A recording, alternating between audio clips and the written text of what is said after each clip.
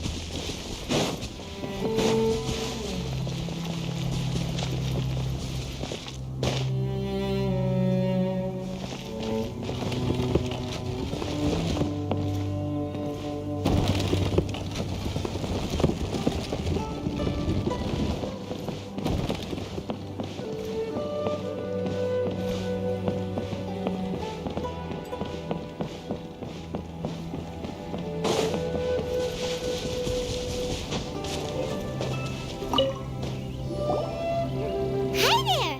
You must be Yuehoi, right? We've been sent by the Adventurers Guild. Ah, great. Good to meet you. Yes, I was the one who posted that commission.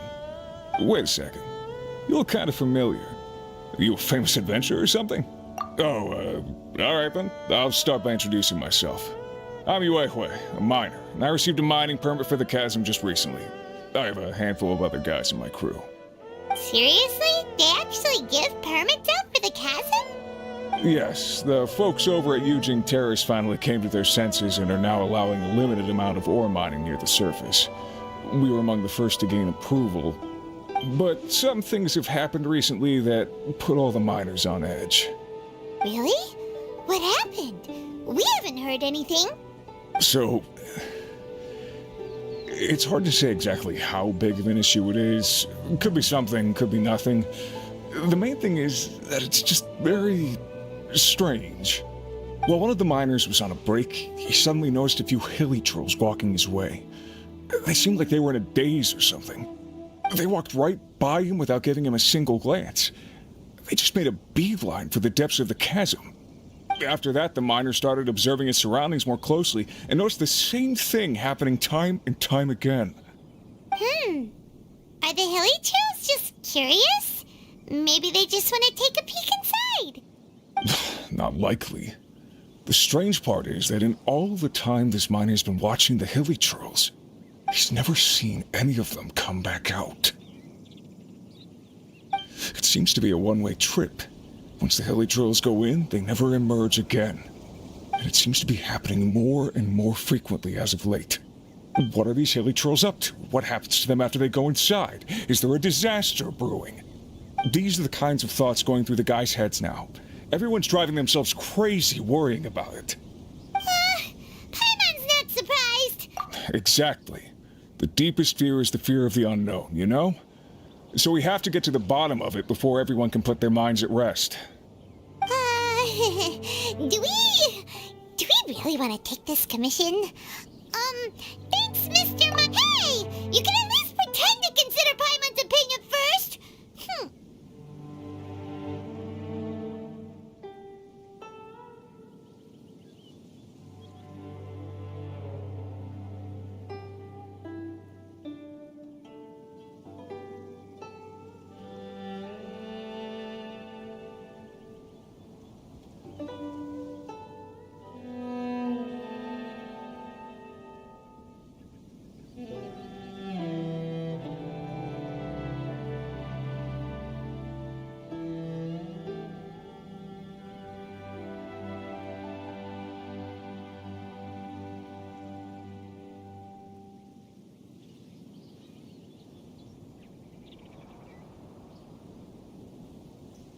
Oh, so that's where you're coming from. Well, okay then. Maybe we will find some clues about your twin. You'll really regret it if you don't go, huh? So, what's your verdict? Will you take the commission? No pressure, but I gotta say, I'm not loving the prospect of my mining permit going to waste. Yep, we'll take it. We're kinda curious ourselves now, too. Great. You're doing me an enormous service here. Now, let me give you the rough location that the hilly trolls keep heading to.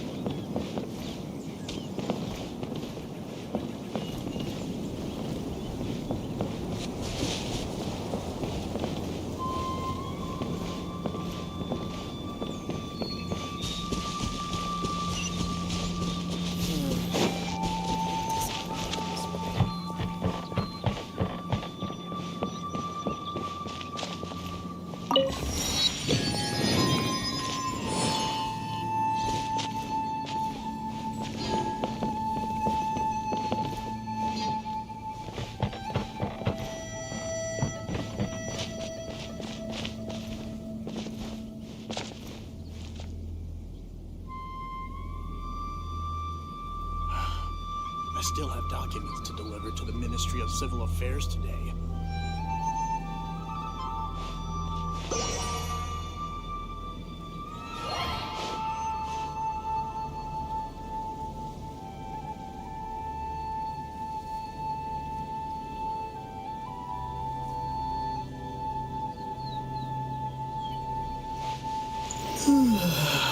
I still have documents to deliver to the Ministry of Civil Affairs today.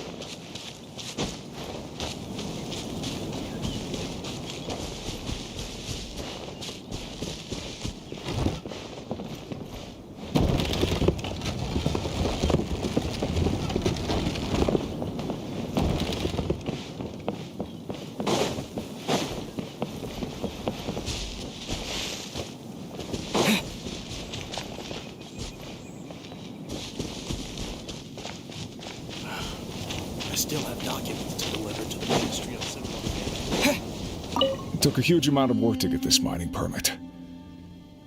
I hope it was worth it. The rest is up to you.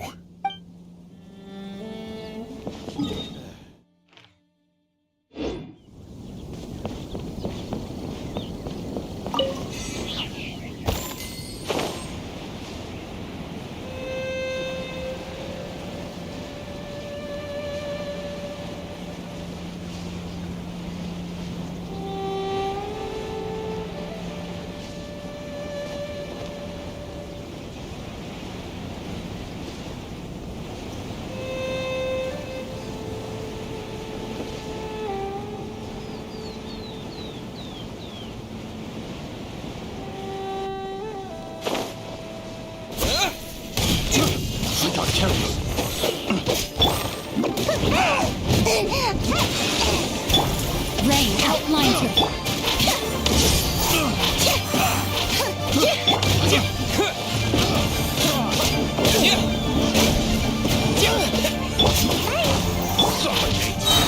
Use the spotlight!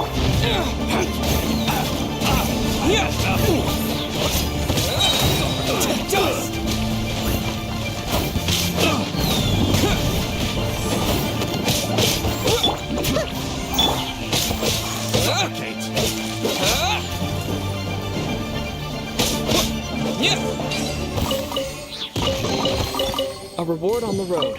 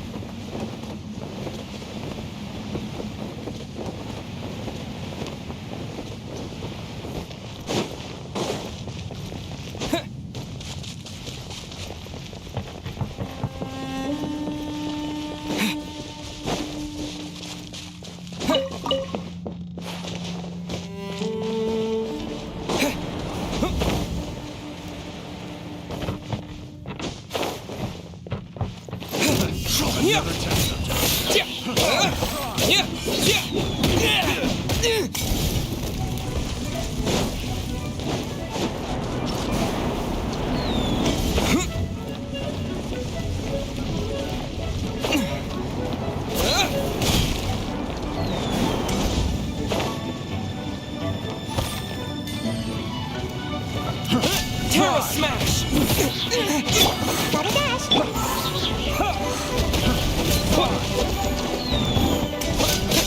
Yeah! Such a...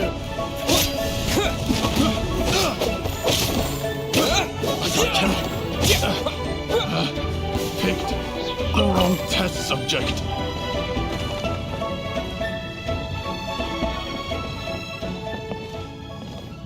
Want a taste of my hammer? Terra Smash!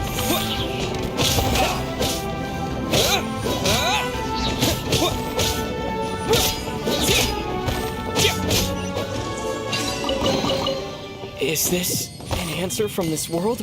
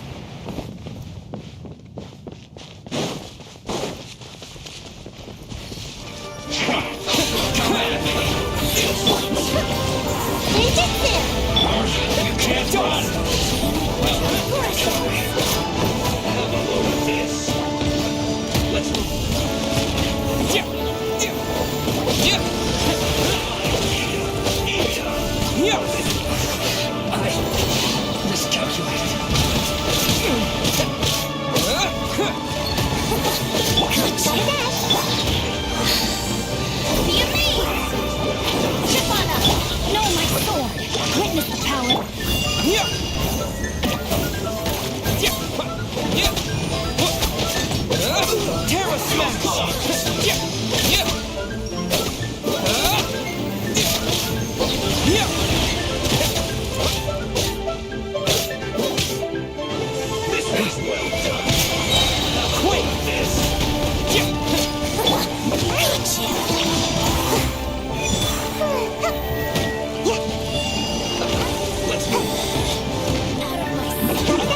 Shouldn't get careless.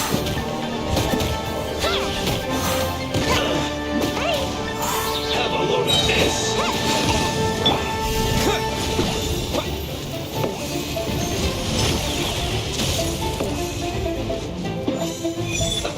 Let's move.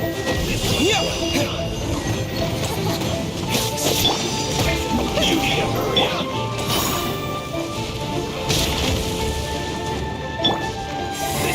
Terra Smash!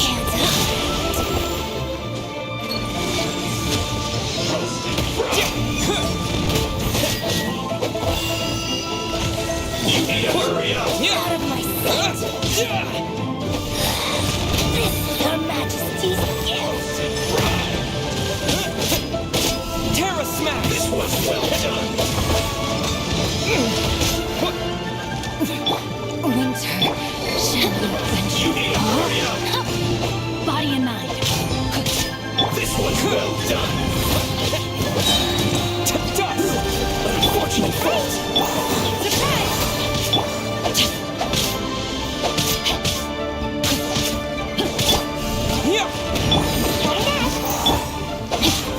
Rain outlines your fate.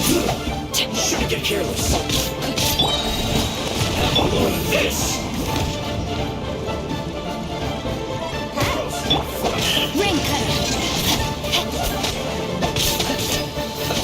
Let's move. Terra Smash!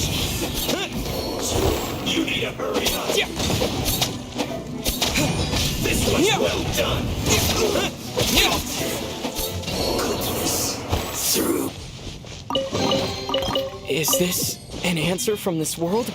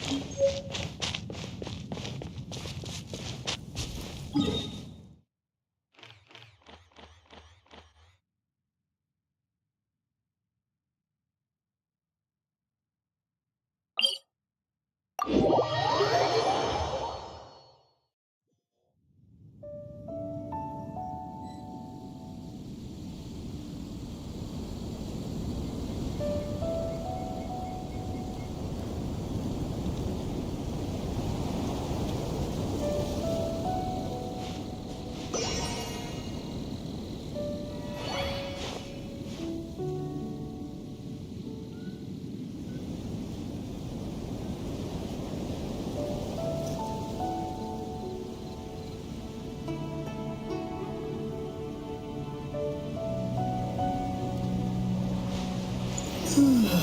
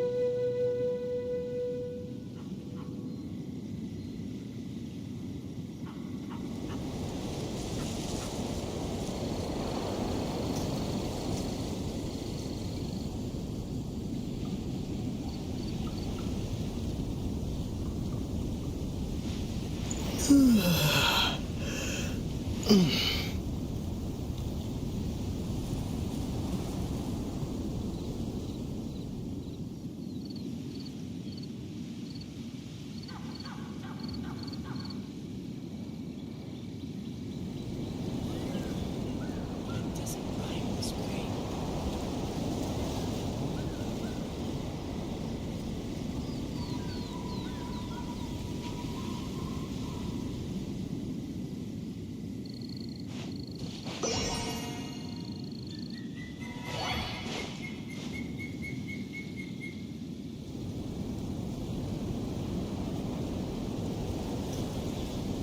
It doesn't rhyme this way.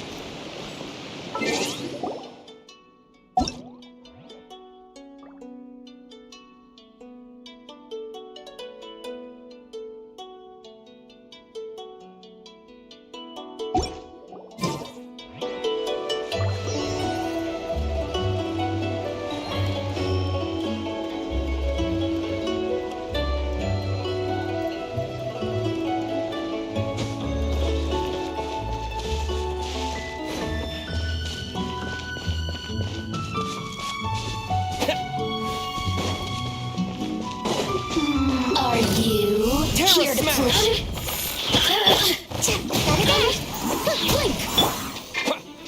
The more, the merrier.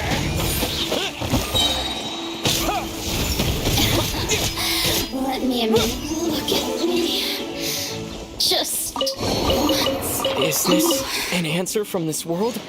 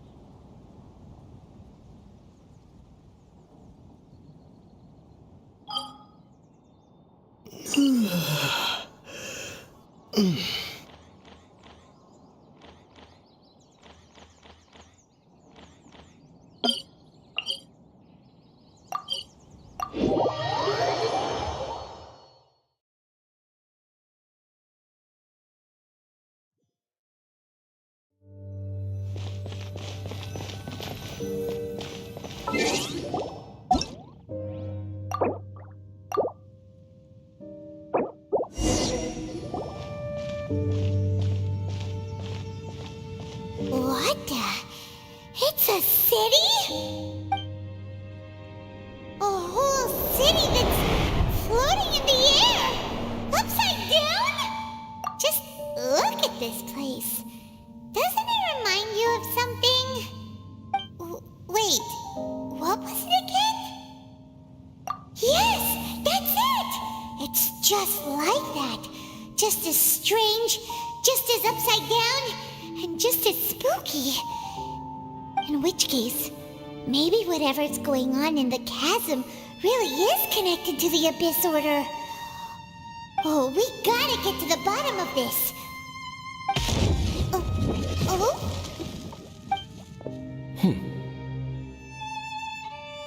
The feeling is mutual. I certainly hadn't expected to meet you here either. Long time no see, Dane. Wait, but how did you suddenly end up here in the chasm? The chasm? So we're in the depths of the chasm, are we? I understand how you must feel. Last time we met suddenly and parted hastily. Now our paths cross again. Fate, it seems. That much should be self-explanatory. I came upon the trail of another Abyss Herald recently and began pursuing it. Unfortunately, I got as far as cornering him before he resorted to the same trick that they all do. I was hot on his heels when I followed him through the portal, but as usual, it was to no avail. Correct. Based on my recent experiences, I can only conclude that the Abyss's portals are not simply pathways from point A to point B, but gateways to an entire network. Where they emerge on the other side is their choice. It can be anywhere within the network. Sounds kinda similar to how teleport waypoints work. In short, though I was right behind your twin last time when I entered that portal, the next moment that I realized where I was all alone, back in the ruins known as Storm Terror's lair. Oh yeah, about that. Whatever happened to the Eye of the First Field Tiller? It's in a safe place. You can be sure that I will learn the truth of the Loom of Fate operation sooner than it could ever fall into the Abyss Order's hands.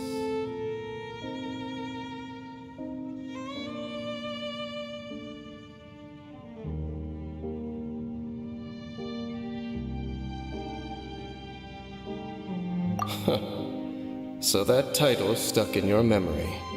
I by no means went out of my way to conceal it from you. It once stood for the glory of Kanria, but now it is but a cruel joke. My curse to bear. Twilight Sword was my title as captain of the Royal Guards when I witnessed the destruction of my entire homeland firsthand. I believe my reluctance to raise it in conversation is quite justified.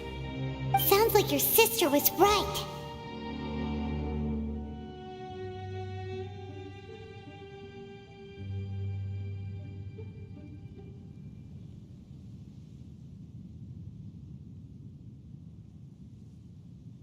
We were travel partners. We both partook in a painful journey of searching for our fate. Before you continue questioning me, I ought to warn you. If my suspicions regarding the portal network are correct, then the fact that there is a portal leading here tells us that the Abyss Order has their eyes on this location. You mean the Abyss Order is plotting something here? Actually, Paimon and the Traveler suspected that too. I mean that it's highly likely that even as we speak, the Abyss Order is watching our every move. Don't say that! You're giving Paimon goosebumps. A wise choice. There appears to be light from a fire coming from near that rocky wall. Let's take a look.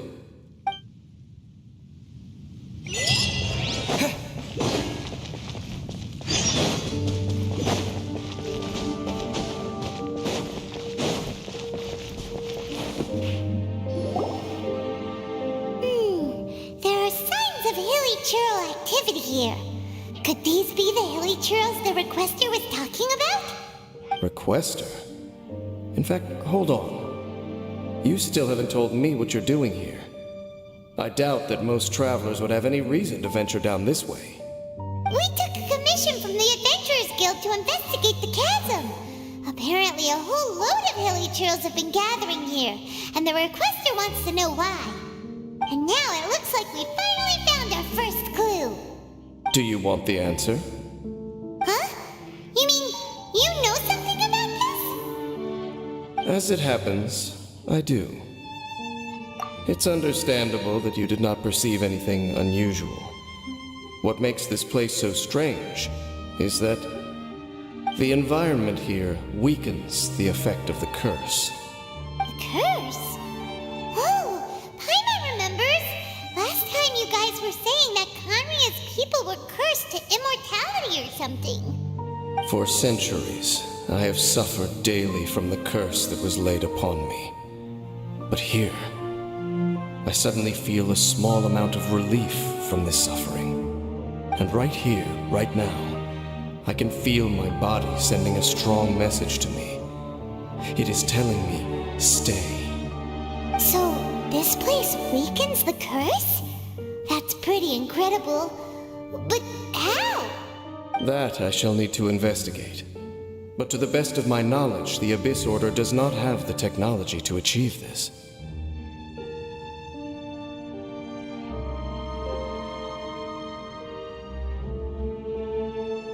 Indeed. Do you know why Hilichurls wear masks? It's to hide their appearance, lest they catch sight of their reflection in a body of water. Compared to how they remember themselves, it is a terrible sight to behold, one that causes them great despair.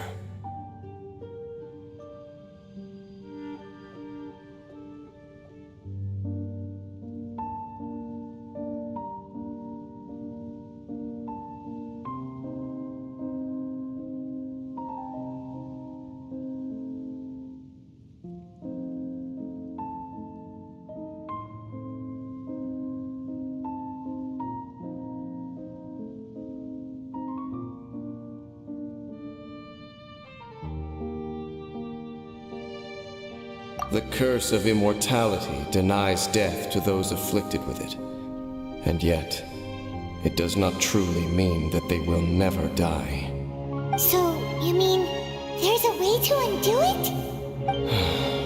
No. I mean that the body and soul will continue to be eroded until they are virtually non-existent, even if death is not the form that this erosion takes.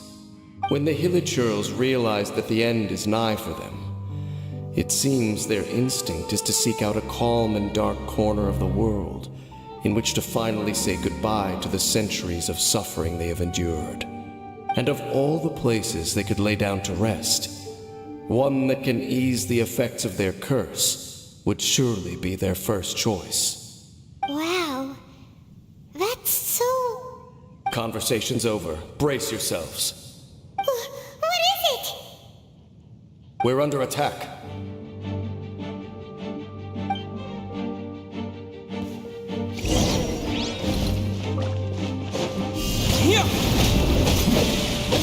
Not a dash.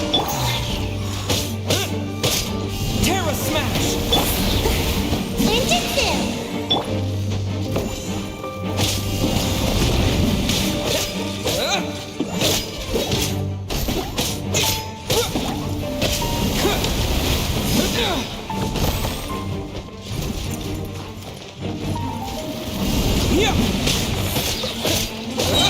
Quake!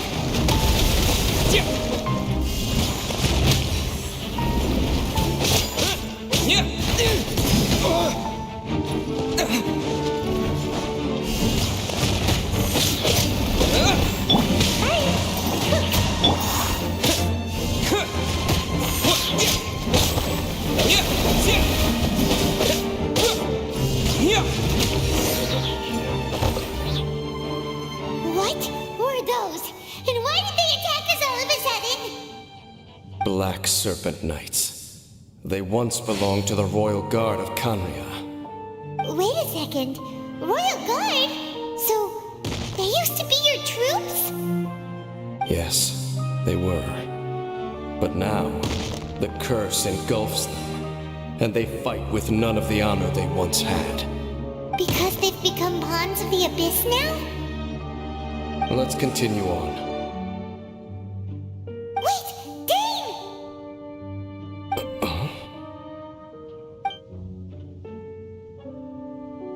Seems we missed one. Wait, stand down. There's something different about this one. It's disappeared. What the heck? What was going on with that one? Was it trying to say something? How is this possible? How could he have retained self-awareness for 500 years without it? But more importantly, why did he seem so familiar?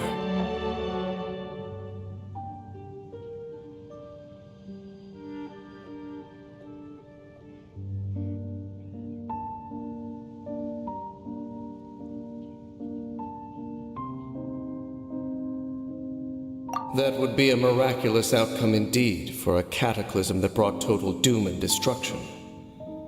Or perhaps it was just a coincidence. We should press onward to the city.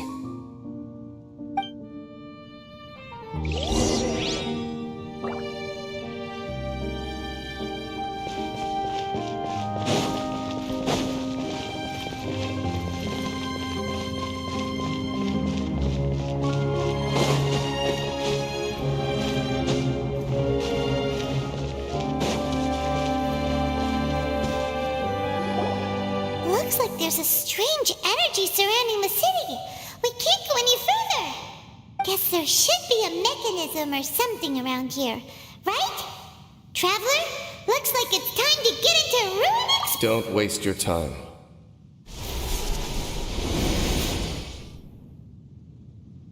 Huh? Kanria's technology, abyssal power. Two things I couldn't be more familiar with. They're just cheap tricks to me. Okay, so the Abyss Order really is trying to hide something here, right? Dan seems like he really understands what's going on here. No wonder the Abyss Order doesn't want him around.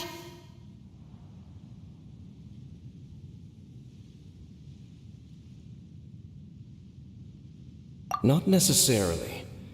The closer we draw, the more I am inclined to conclude that these ruins belong to a more ancient civilization still. The Abyss Order simply got to them before anyone else. Even older than Kanria? Whoa, Paimon can't even imagine back that far. That said, the architecture here does somewhat resemble that of Kanria. At least, it would if it were the other way up. Let's head toward the light over there. Mind your footing on the way ahead. It's a long way down.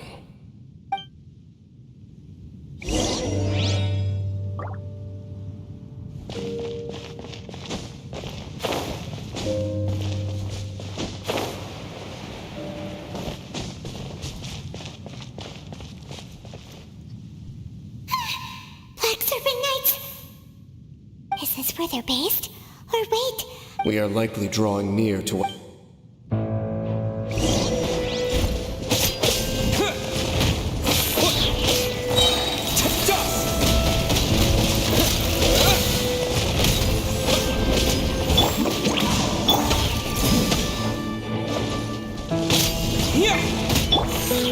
gotta dash!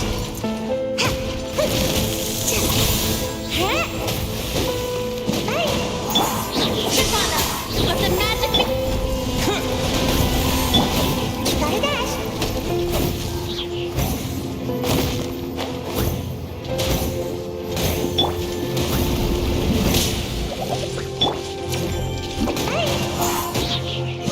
Gotta dash! Come on now! Terra Smash! Hey, look! Vines! You should be able to climb up, right?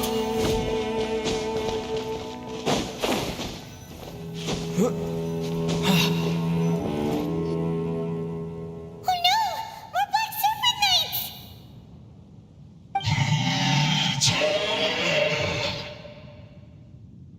Huh?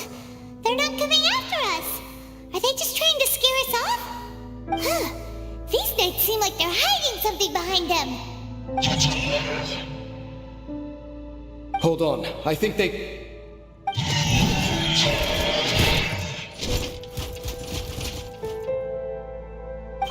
They're coming! Quick, get them!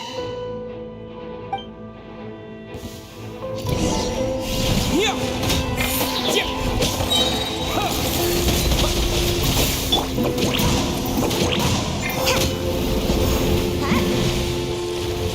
Almost dodged that. Make my escape. Terra Smash! Yeah! Yeah!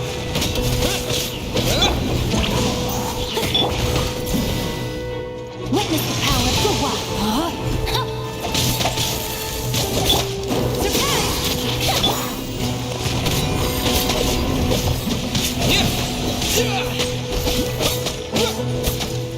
Terra Smash!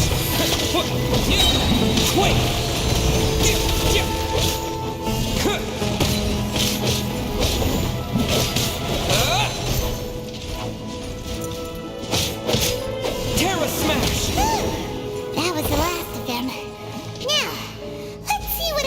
we're trying to hide.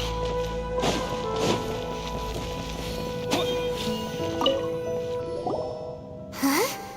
What's this? So, the Black Serpent Knights have nothing to do with the Abyss Order's secret. Huh. I should have guessed. So, what exactly is going on with these hilly churls? As I said, for these hilly churls, the end is nigh.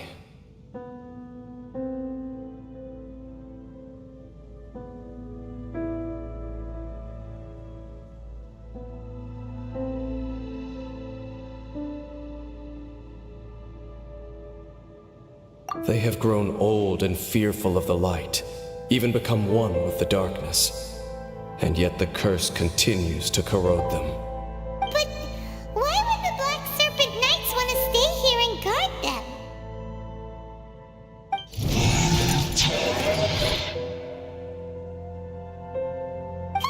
More of them are closing in!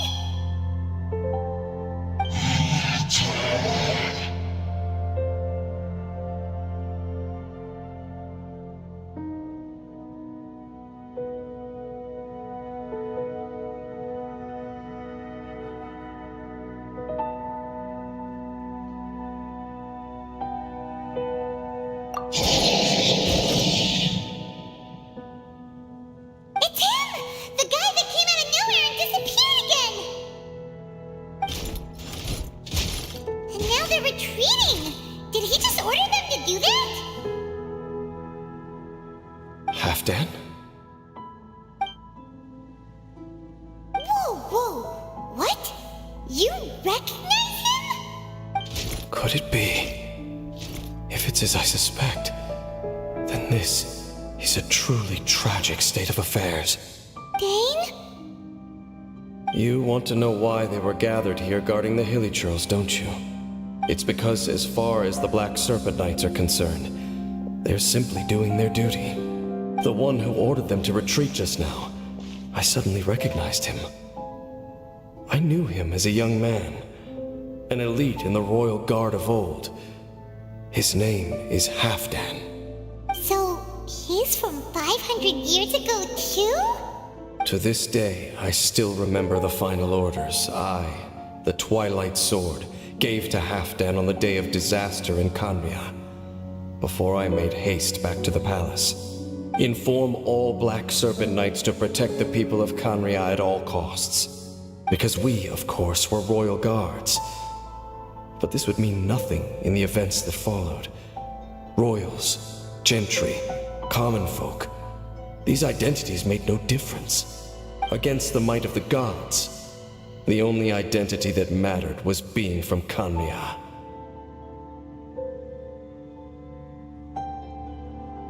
These Black Serpent Knights have lost their intellect, but perhaps, in whatever remains of their minds, they are still protecting the people of Kanria. If you see these ruins as Kanria in the throes of disaster, and then suddenly, I can make sense of what I'm hearing. Then, what are they saying? Though it is barely discernible, I can just about make it out. They keep repeating a word from the old language of Kanria. Run. Even I have to admit, the fact their will is strong enough to survive 500 years of erosion. It is nothing short of a miracle, born from hopelessness. Oh, so Paimon had them all wrong. It doesn't matter. Even I took them for enemies for a moment. Let's keep heading toward the light at the top. I believe the Black Serpent Knights will no longer try to...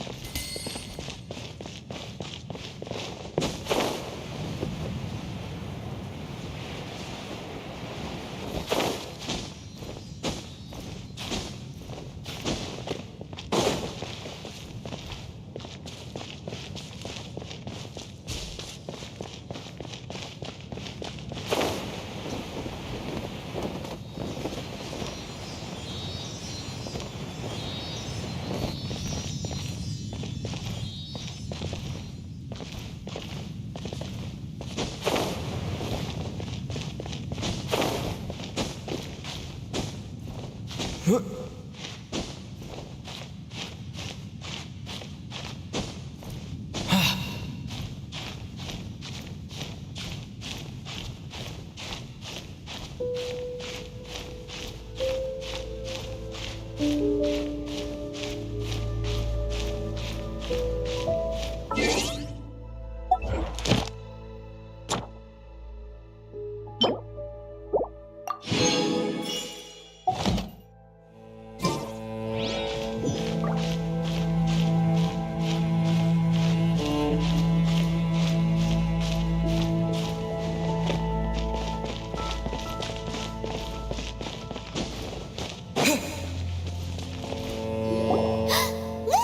Up there!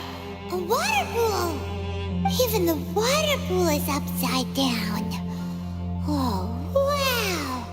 This is a pretty amazing place! Dane, do you have any idea at all how it works? The pool must be part of the entire city structure, a relic of this ancient civilization. And more importantly, it is the very thing that is weakening the curse. Here, my whole body feels more at peace than it has in a long time. The effect is stronger here than it was before. And I think it's because that water pool has something akin to a cleansing effect. Cleansing? So that means the water in that pool can wash away the curse for good? No, that would be impossible. How are you so sure? I have lived with this curse for 500 years, and I have been fully conscious the entire time. Suffice to say, no one understands the curse like I do. It is a way of branding us at the level of the fate of the world itself. When a god applies a curse, it takes effect at a higher level of reality than the person themselves. Even now, I can feel the curse slowly permeating my entire being, becoming part of me, slowly but surely replacing me. Perhaps it may be possible to suppress the corrosive effect of the curse for a time, but cleansing it entirely, consider it tantamount to burning away an integral part of your body. It is not a process that one could ever hope to survive. Huh? Cleansing the curse cost you your life? Whoa. An irreversible curse! Paimon can't even imagine! In any case, I can feel that the water's cleansing effect is not nearly potent enough. At most, it might suppress the curse, but a little. So, what's that contraption there? It looks kind of out of place.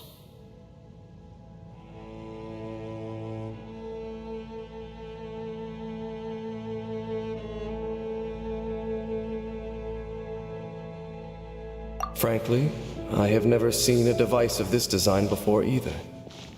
It is not unreasonable to suspect that it could belong to the Abyss Order. But what could they be planning to do here?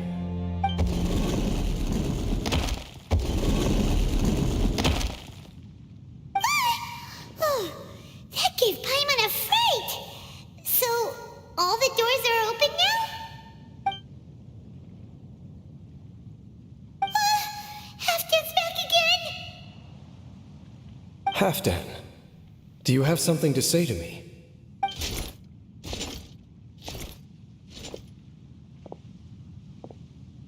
He ran off! But he didn't disappear like last time. He's indicating that we should follow him. Are you True. So,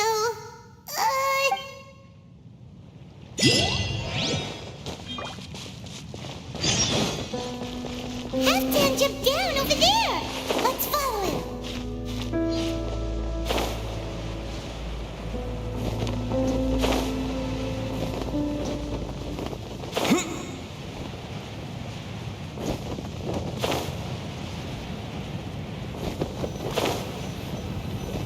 Looks like Halfdan disappeared at the far end of this path.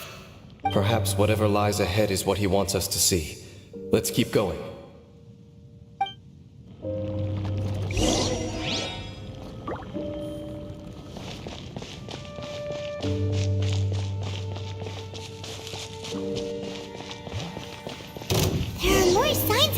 supernatural activity here.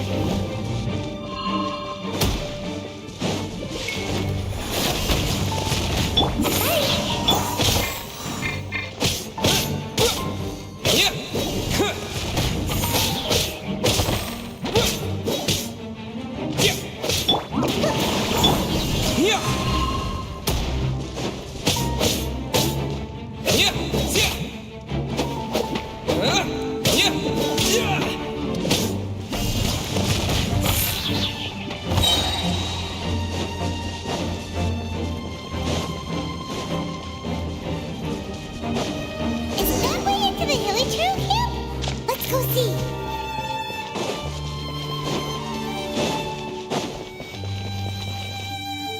It's a humble hilly trail camp. Oh, these hilly trails look like they're in pretty bad shape, too. Some of them look like they've already taken their final breath. Is this what Halfdan wanted to show us? Whether it is or not, everything here is worth investigating in detail. Inspect the area. Leave no stone unturned.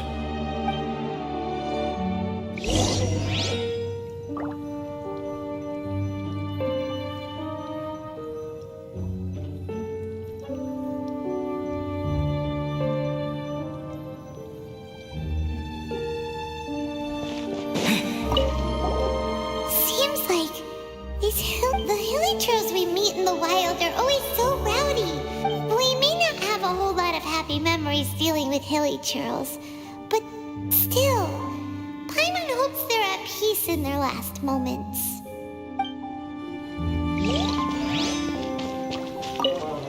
Hilly trails usually store food in crates like these, right? But these seem...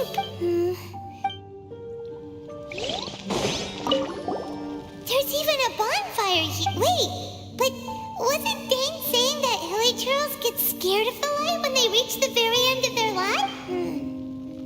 Maybe.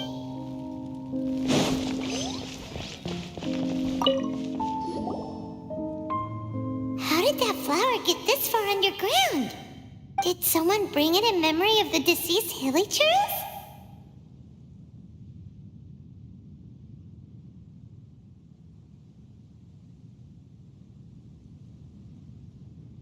Hey, now that you mention it, Paimon thinks it looks kind of familiar too. It is the national flower of Kanria, the Intivat. It once bloomed all over the nation. It would only last 2 weeks before wilting. But if you were to pluck one and take it out of Kanria, the petals would stop growing and turn hard. Only when it finally returned to its home soil would the petals grow soft once more, and finally turn to dust. So the Intivat is a symbol for a wanderer far from home, signifying the tenderness of the homeland.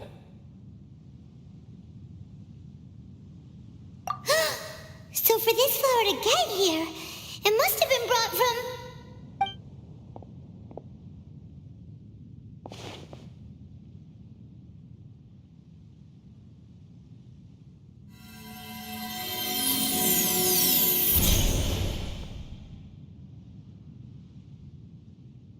Your Highness, so the proposal finally has your blessing? In focusing single-mindedly on confronting the heavenly principles, we neglected our original mission, the revival of the homeland. I should not have been so indecisive. The device is almost ready. We await your command. What are the chances of succeeding? Theoretically speaking, approximately. Forget it. Even a 1% chance is enough. For too long have we dwelt in the abyss.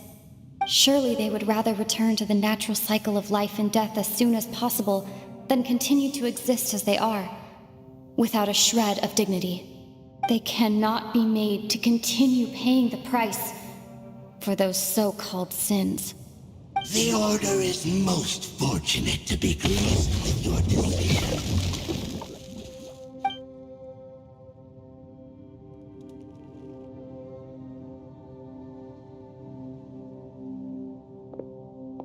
Lumine.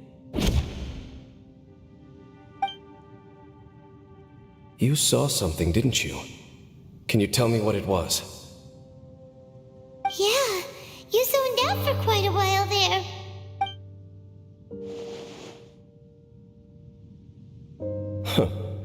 Well, people do say that twins have a special connection.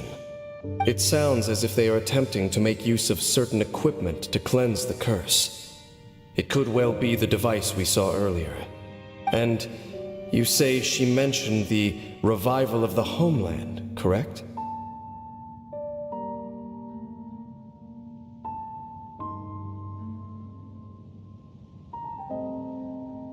No surprise there. Stubborn as ever. It appears as if the Abyss Order plans to use this location to cleanse the Hilly-Churls of their curse and restore them to the way. After all, there can be no nation without a people. It is the height of foolishness. They have no chance of success, not even a 1% chance.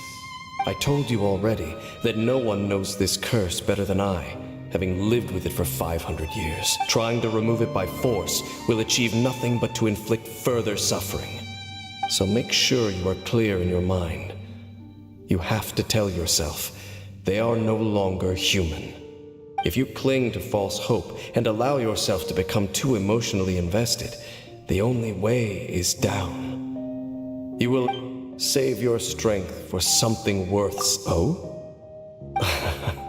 But of course, I am merely someone you hired. It is only natural for you to side with her. But whatever decision you make cannot deter me from mine.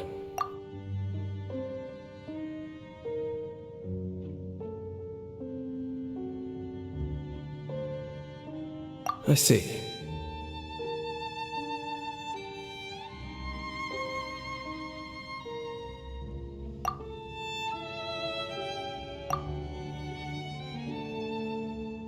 It seems that the 3 questions I put to you on our first meeting were worthwhile. You have developed your own individual views on this world. Very well. Since you have volunteered your true thoughts on this matter, I shall not hide mine from you. Right now, I have a more immediate agenda than stopping the Abyss. That is to say, the Abyss's actions here directly dishonor the final wishes of Halfdan and my other compatriots. I cannot allow this to proceed. The Abyss may appear at any moment.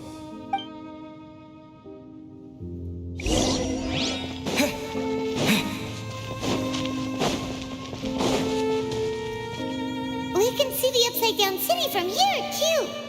Wait, watch out!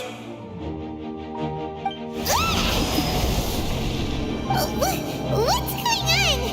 Is that light coming from the room? The mutation is continuing. James Smith, I see your incessant meddling. Regrettably, I was not. I am surprised. Our Highness's will must be done.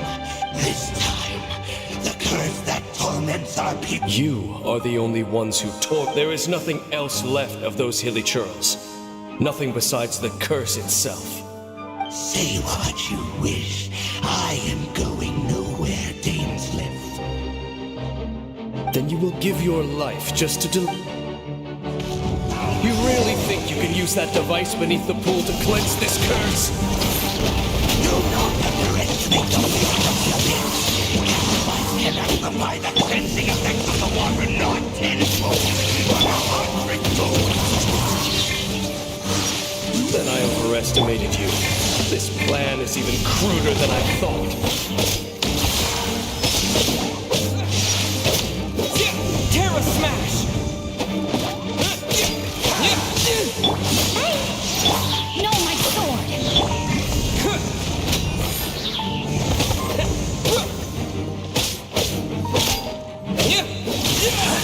Terra Smash!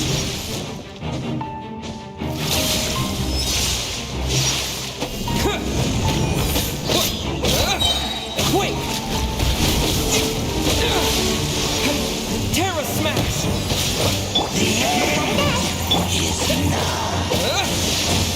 Yeah!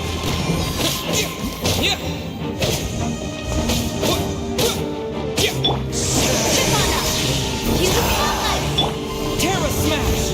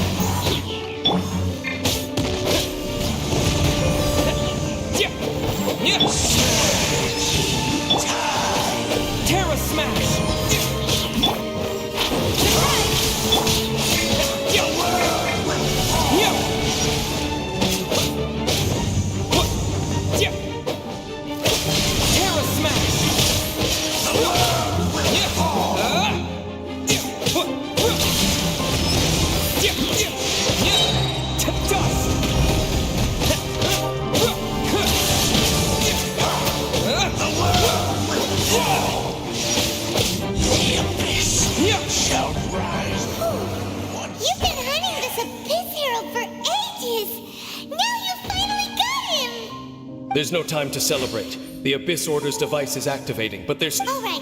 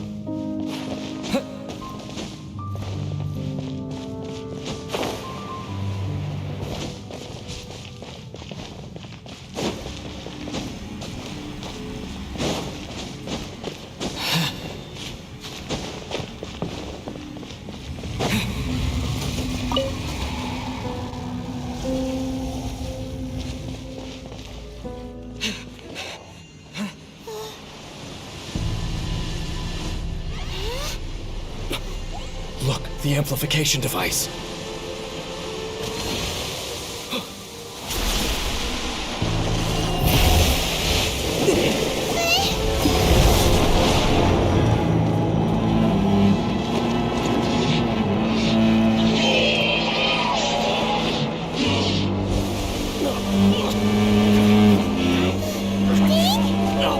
Am I too late? They're in agony. This is no way for them to meet their end. Find a way to stop that thing.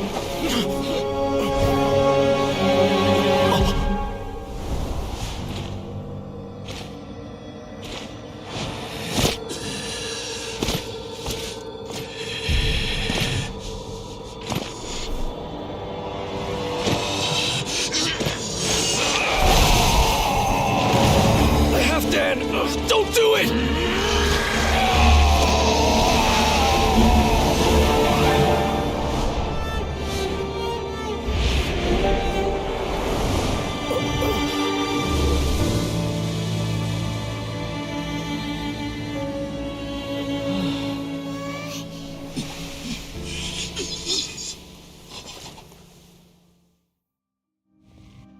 I thought he would have been turned to ashes in an instant.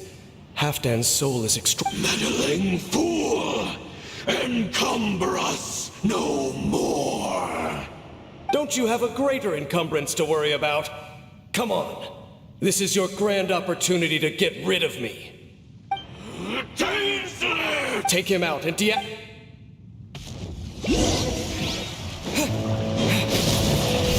Terra Smash!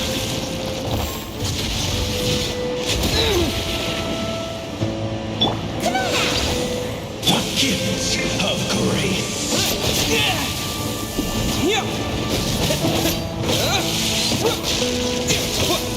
Is the light shine? Hear the truth! The gifts Terra of Smash! peace be with you! Is the light shine? Peace be with you! Hear the truth!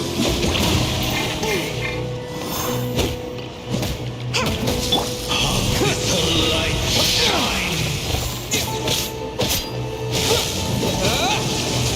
Terra Smash!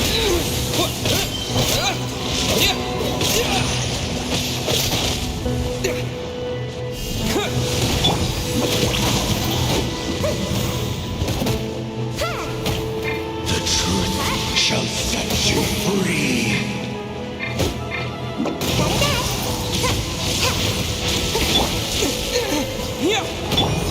Grace be upon you! Over here.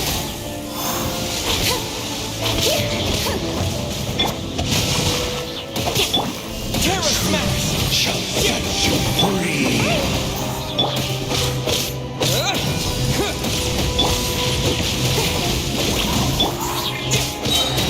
Quake!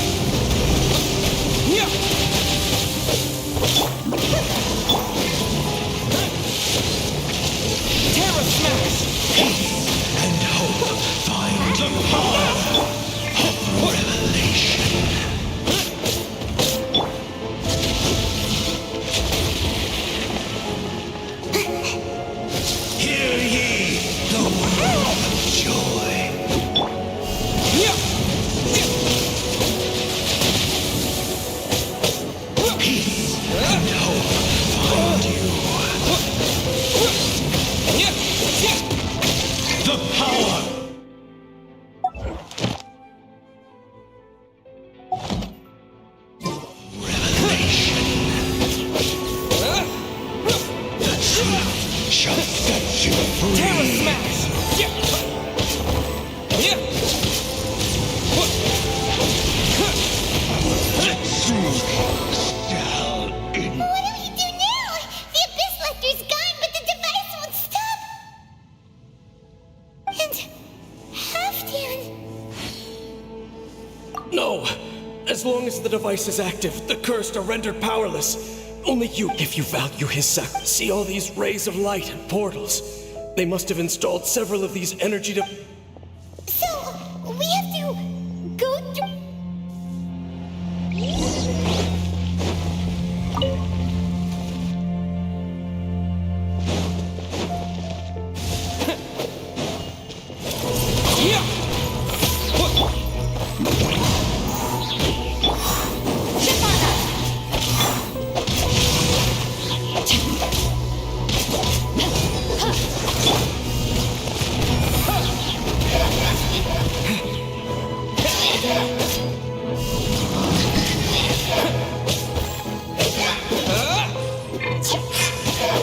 Terra Smash! Over here. Set it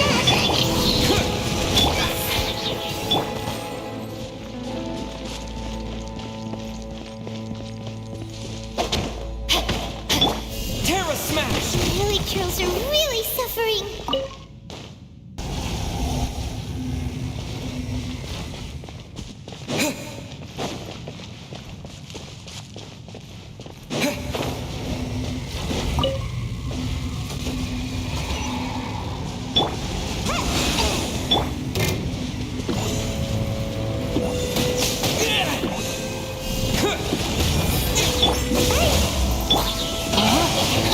Let me lead you a bit. Quick! Yeah!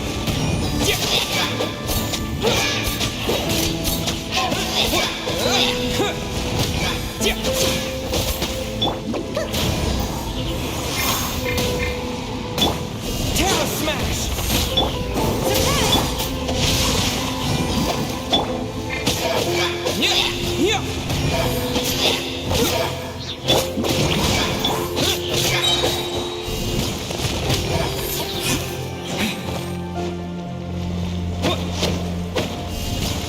Quick, destroy the devices and put an end to the Hilly Trail suffering.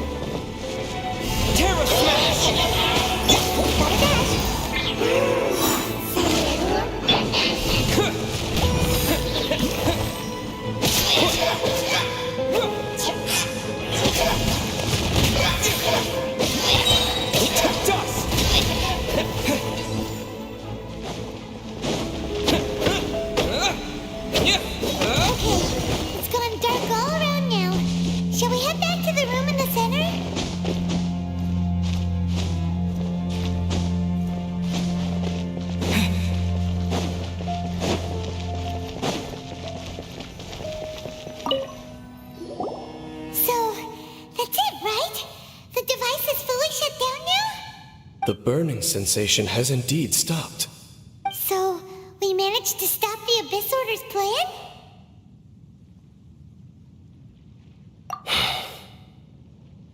Let me check. Dane must be really upset. Of all the ways to be reunited with one of his former comrades after so long, this is rough. Let's go.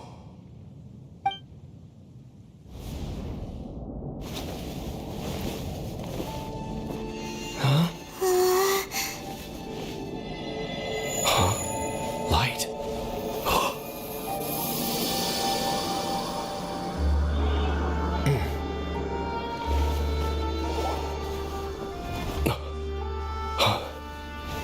Apologies, Captain Dainsleif, Twilight Sword. Back then, I failed you and failed to protect our people. No. For 500 years, you have faithfully done your duty. To this day, I am proud of you all.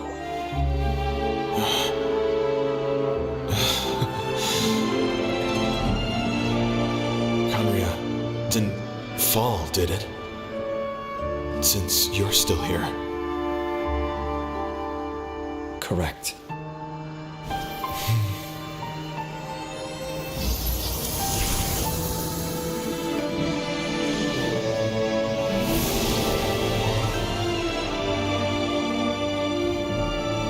So, no need to revive the homeland.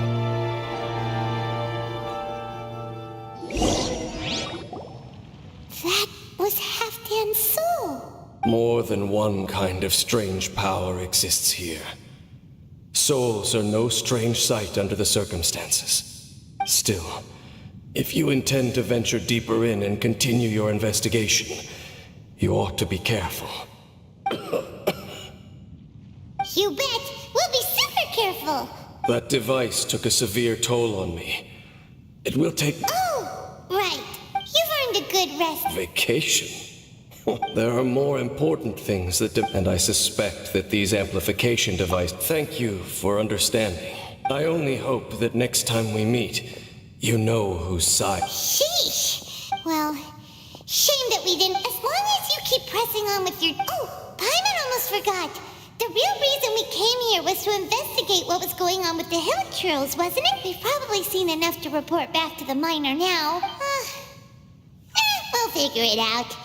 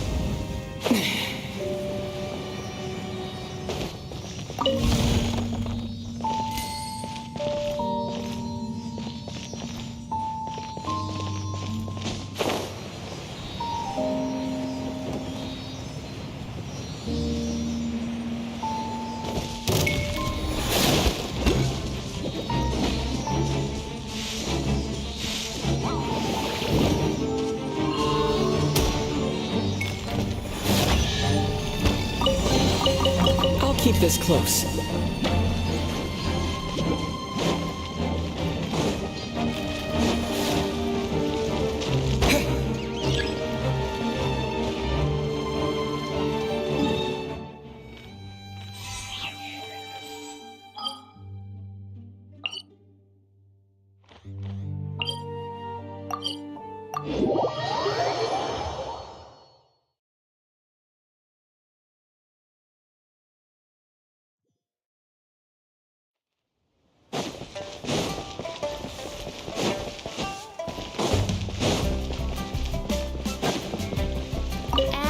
extra abyss. Thank you for completing today's commission.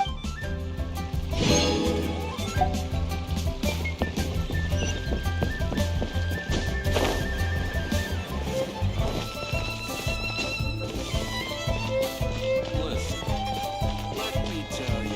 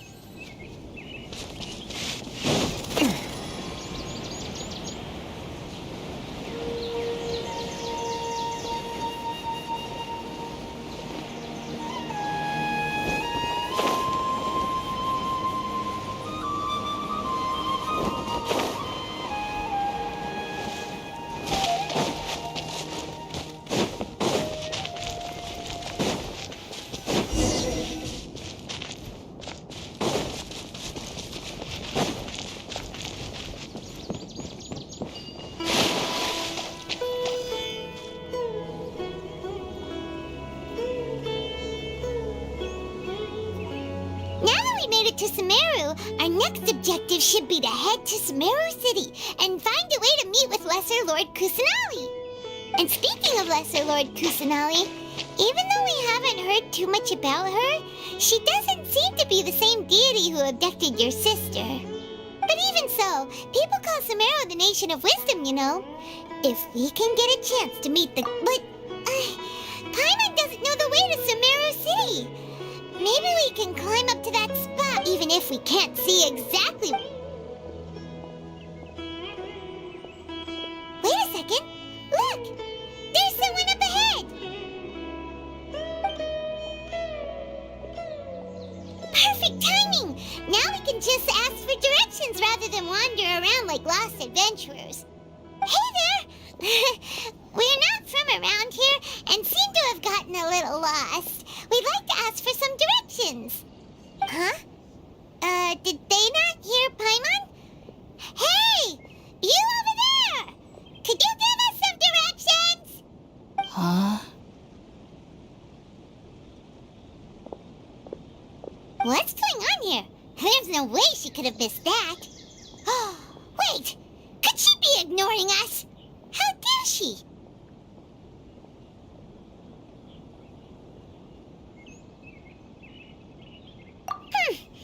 Well, even so, she might be heading someplace where we could find other people to ask. Let's keep our distance and follow her. When we get the chance, we'll just ask someone else for directions.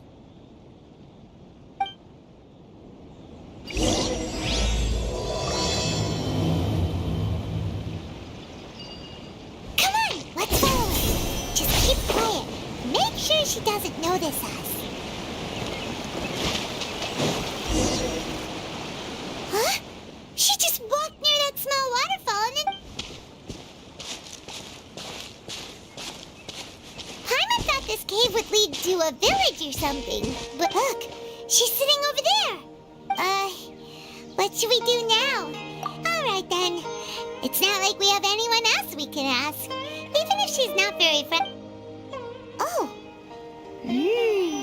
What a lovely smell.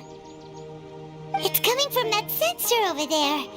This is definitely not your typical place to call home, but Huh? What's the matter? You don't look too good. What? Is the smell making you feel sick?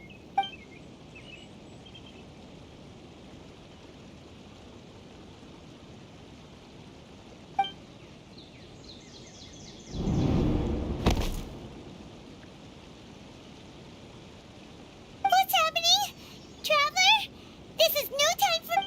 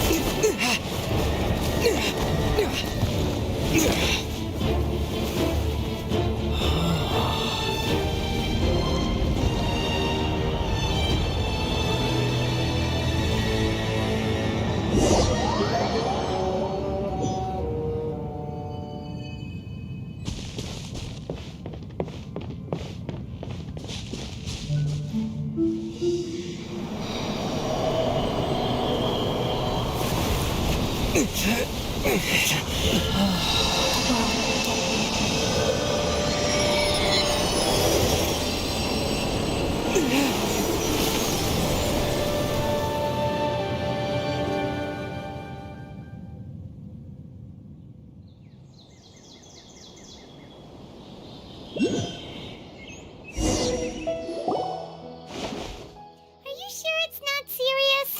The Traveler's been out for a long time. Yes, you can relax. Believe me, Master is extremely knowledgeable. If he says that he's going to be alright, then there's absolutely nothing to worry about. Oh, are you awake now? Oh, thank goodness! Traveler, you're finally awake! Well, we're at... Good question. Where are we? Haima was in such a panic when you passed out that she even forgot to ask what place this is. This is Gandharvaville. It was originally built by scholars from Sumeru as a place to rest in the rainforest. Now it's mainly used by the forest rangers as a... My name is Kale. I'm a trainee forest... Oh, no things are necessary. I didn't do anything, really. By the way, how are you feeling now? Any discomfort? Oh, that's Master's herbal medicine you're tasting. Before I forget, Master mentioned you should take more medicine once you wake up.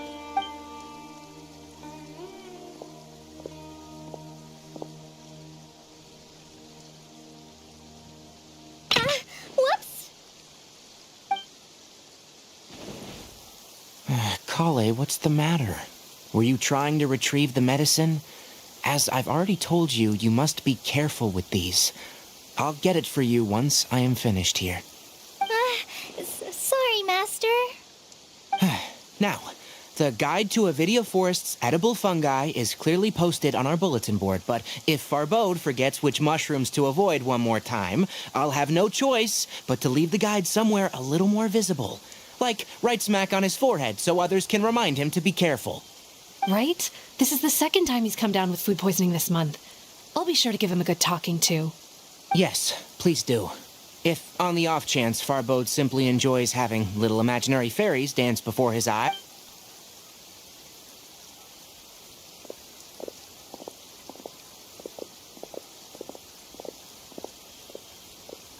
So, how are you doing? Feeling better? Oh, this is my master, Forest Watcher Tainari. He is chief officer over all the rangers here in Gandharvaville. I already informed Paimon about the reason you fell unconscious earlier. But now that you're awake, let me explain it for you as well. It is common practice for Sumeru scholars of certain darshans to dedicate themselves to training in meditation in isolated areas, particularly the nearby forests. While meditating, they use a certain incense known as Spirit Borneal to help calm their minds as they enter a state of deep rumination. In hopes of asking directions, you two followed a scholar named Hypatia into her cave. The incense you smelled inside was the Spirit Borneal I just mentioned. That incense typically has no effect on most people, but for a very select few, it can have profound effects on one's cognition. Very good. Now, answer me this. Did you feel anything after passing out? Say, any out-of-body experiences, or did you see anything while unconscious?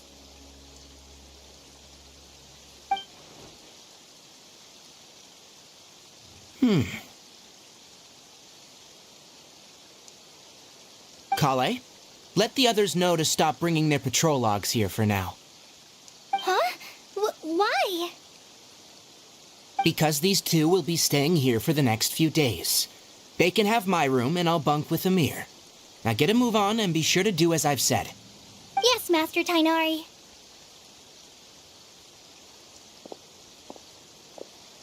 Wait, hold on a second.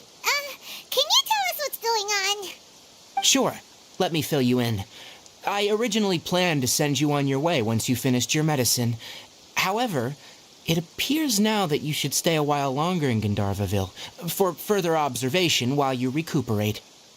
Further observation? No need to be hasty.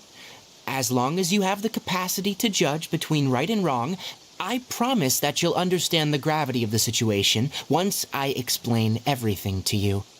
Based on what you saw after smelling the incense and losing consciousness, we can conclude that you experienced a powerful hallucination, which suggests your mental state is not in the best of shape. If you're skeptical, have a whiff of this. Oh, are you okay? You're experiencing a similar sensation as when you passed out, aren't you? So even though your condition is stable as of now, if I were to haphazardly let you leave, it's highly likely that you'd suddenly pass out again somewhere else. The rainforest is home to many fierce animals and hazardous areas. If something were to happen to you again, I'm afraid you might not be so lucky. For now, I suggest you continue taking your medicine. Good. Now, continue resting while I fire up another bowl of medicine for you. Seriously? We just arrived in Sumeru and we're already having problems left and right! Paimon knows we're set on meeting Lesser Lord Kusanali as soon as possible, but you really... Hey! Are you even listening to Paimon? Paimon's over here! What's weird? You mean how you're feeling now?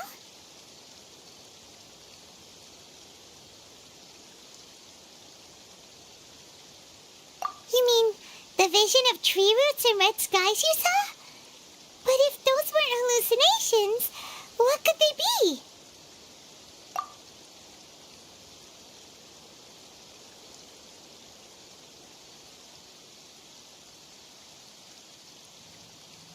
Well, considering how unique you are, Paimon trusts your judgment here.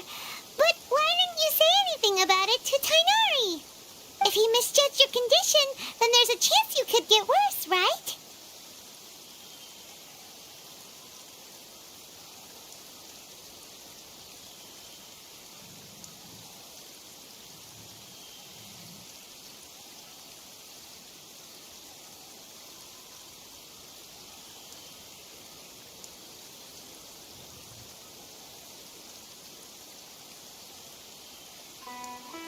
Huh? You mean that Tainari already knows that what you saw weren't hallucinations? But if that's the case, why would he try to hide that from us?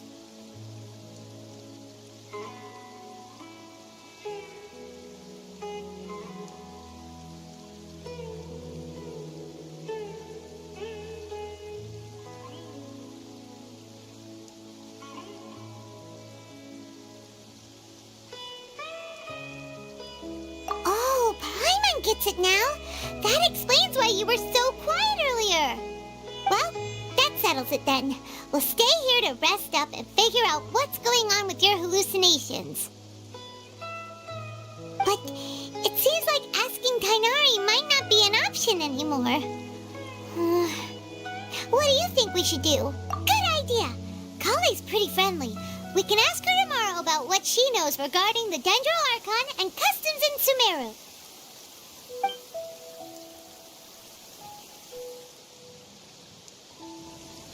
Rise and shine! Come on, it's time to go find Kale.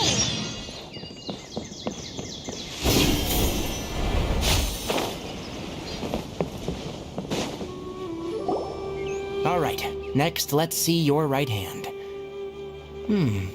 Not bad. But please remember that you still need to be careful, understand? Yes, I will. By the way, Master, I still haven't received the patrol route for today. Look, Kale, today's patrol will be a long one, so you won't be coming along this time. Besides, there's a chance we may encounter... Well, you understand. But I have a vision too! Am I useless to everyone now? Don't talk like that, Kale. This is not something you need to be worrying about right now. Ah, there you are. Feeling any better? Yeah, since we'll be staying here for now, we thought we might as well try lending a hand around here. Seems you're not the type to sit back and take it easy for a while, huh? In that case, perhaps Kale could take you two for a patrol south of Gandharvaville for the day. And if you're feeling up to it, you can be responsible for cleaning the Statue of the Seven. Tighnari, we're ready to head out. Got it! I'll be right there! All right, we'll be heading into the forest now. I'll leave any further details to Kale. Yes, you can count on me. So, Kale, what exactly are we going to be doing today? Tighnari mentioned cleaning the statue just now, but, that doesn't really sound like the job for a ranger. Well, a forest ranger's responsibilities can be pretty diverse. They handle a variety of tasks, like checking the condition of outlying roads, maintaining forest facilities, ensuring fire prevention standards are met, and providing assistance to travelers and locals. As for Master, well, he has to handle more dangerous areas of the rainforest. Today we can perform routine checks on the pathway lamps as we make our way to the Statue of the Seven. Paimon, traveler, this way! You can leave the task of checking the lamps to me. In the meantime, you two can keep an eye out for anything unusual.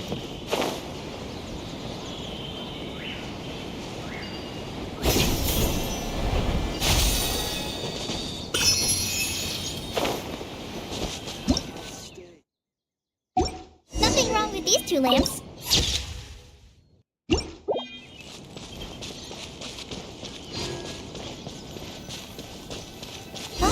This lamp seems to be getting a little wobbly. Let me make a note of it. No problems with this lamp. Good. The Statue of the Seven is up on top of that large rock formation. You must have seen it when it's pretty high up there, isn't it? Don't worry. If you're afraid you can't make it up there, I'm sure Oh? I guess I'll leave it up to you then. There's not much footing once you reach the statue. Paimon will fly up with you and help you with the, By the way, Kale, do you know anything about the Dendro Archon? You know, what's she like? That depends. Are you referring to Greater Lord Rukkhadevata or Lesser Lord Kusanali? Huh? Greater Lord Rukkhadevata? Oh, is that the name of the former Dendro Archon? Uh-huh. Greater Lord Rukkhadevata was Sumeru's first Dendro Archon. She created the rainforest as well as the wall of Samiel around the desert. Her works provided a means of peaceful living for everyone. To the people of Sumeru, she's not only a symbol of wisdom, but also of power and kindness. Unfortunately, she disappeared in a great calamity that occurred a few hundred years ago.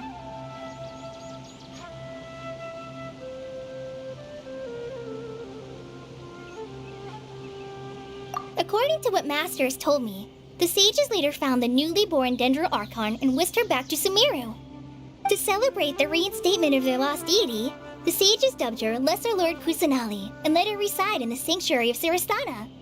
Uh-huh. Then what happened? Well, and then... I'm not too sure what happened, to be honest. Huh? You're not too sure? But aren't you from Sumeru? Yeah, I'm from Sumeru. But... Maybe it's difficult to discuss this topic with strangers.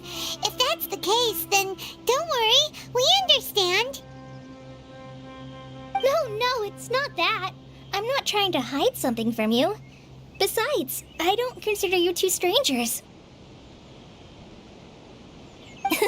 Because you two know Amber, right? Wait, Amber? You mean...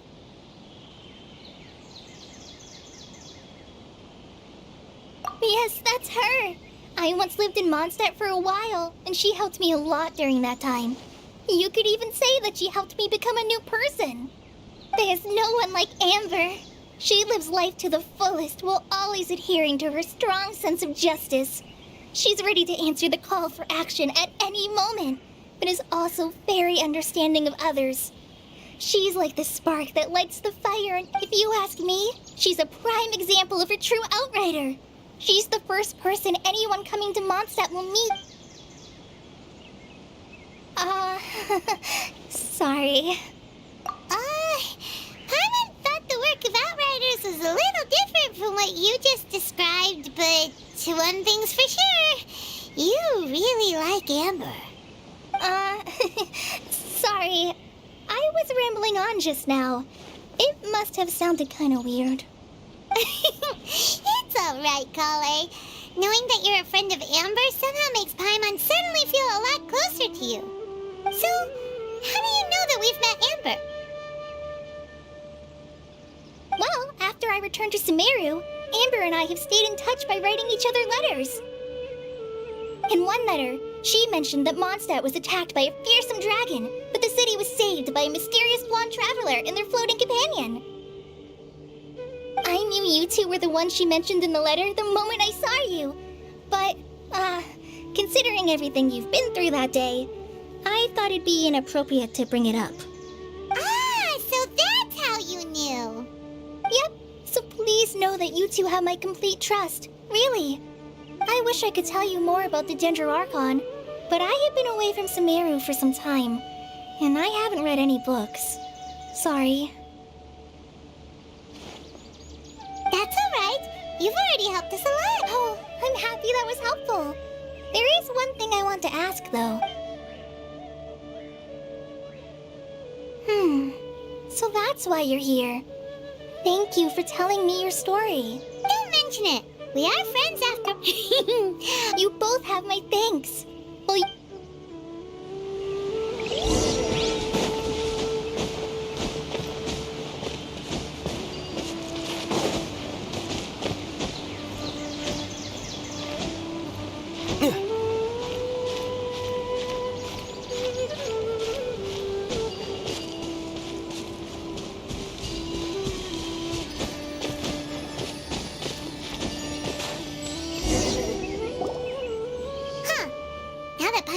At it, the deity that's carved on the statue is kinda, Do you think she's supposed to be Greater Lord Rukadeva? You might be right. Well, anyway, we'll have to figure that out. Let's get started on cleaning. Nice work. That's one clean statue.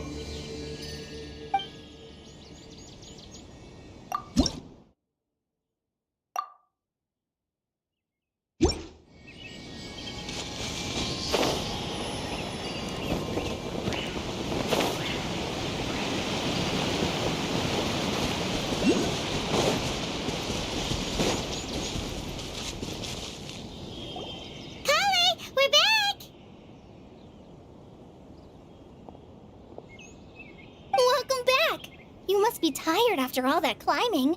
Let's take a little break. I brought some fruit and water for us.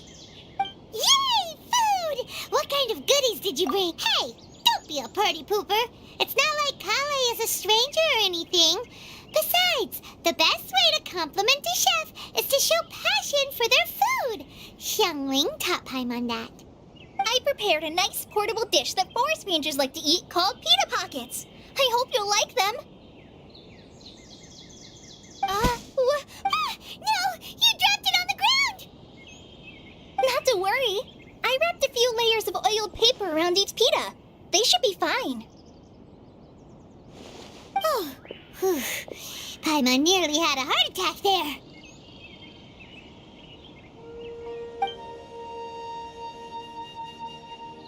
Those pitas are amazing! You're quite the cook, Kale. Thank goodness you wrapped them in paper. Paimon wouldn't have been able to sleep at night knowing something so tasty had been wasted.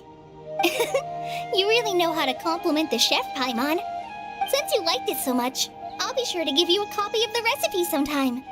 I'll even include all my personal cooking pointers, so you'll be making your own pita pockets in no time. Yay! Thanks, Kale. Oh, I guess it happens from time to... So, Kale, don't you think that Tainari's a little too strict with you? He won't let you touch anything without his permission. Paimon knocks stuff over all the time flying around the Traveler, but he's never said anything. Everyone has their clumsy moments. No, you've got the wrong idea about Master. Sure, he may seem a bit harsh at first, but with some time, you'll see that he's actually very kind-hearted. I've heard the veteran rangers say that Master is from some ancient and mysterious race that is known for their cunning wit and reclusive nature, but Master is actually very kind at heart. Oh, by the way, you've heard of the Academia, right? Well, there's a group called,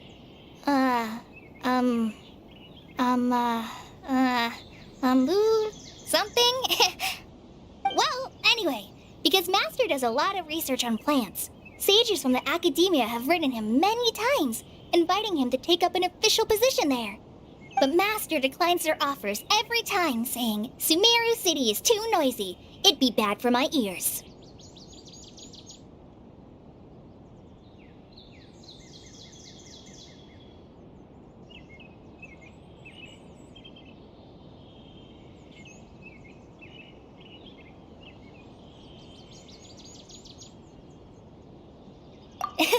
Seems you already know him well.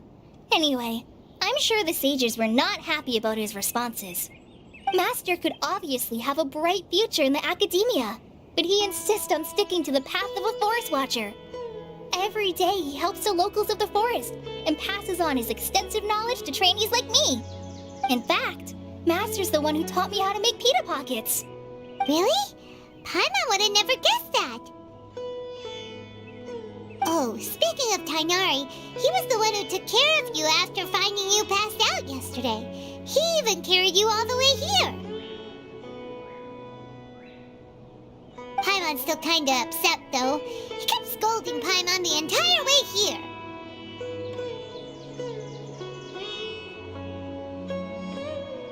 Oh no, I'm sorry. Master might have been overreacting a little. But, it's mostly because Paimon wouldn't stop yelling, Why, oh why, is he going to die? It probably started to get under Master's skin after a while.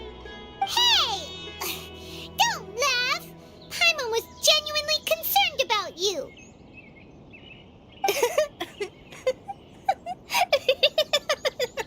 Hey!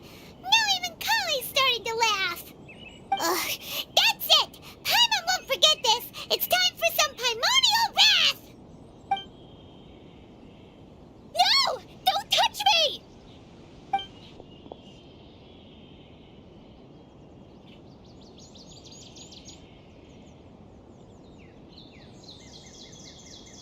Oh, sorry, Kale. Paimon didn't mean to scare you.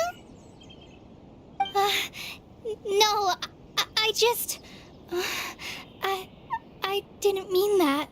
Kale, are you okay? What's the matter? No, I'm fine. I'm sorry. I must have startled you both reacting like that. Oh, well, it's getting late now. Let's hurry back to Gandharville. I think Master and the others should be back by now, too. Huh? What was up with Kali just now? And why is she in such a hurry all of a sudden? Look, she's practically running back. Paimon can't even see her now.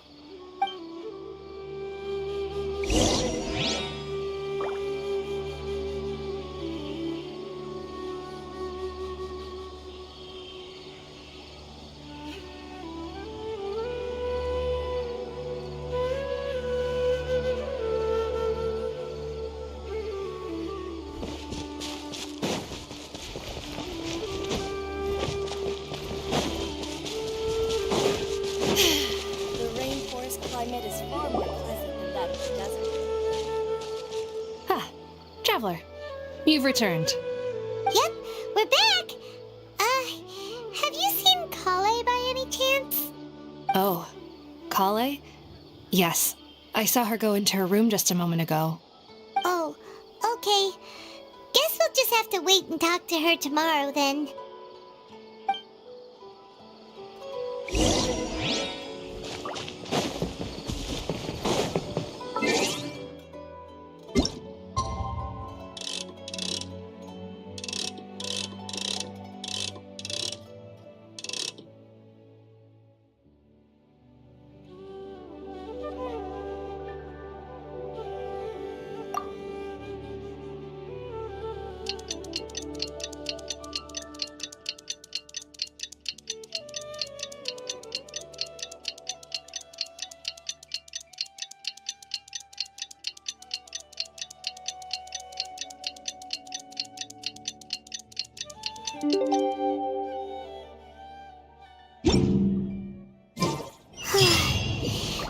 was thinking all night about what happened with Kale, and still can't figure out what the problem might be. Ah, it's you two. I was just about to go look for you. Huh? Tainari? What are you doing here? Where's Kale?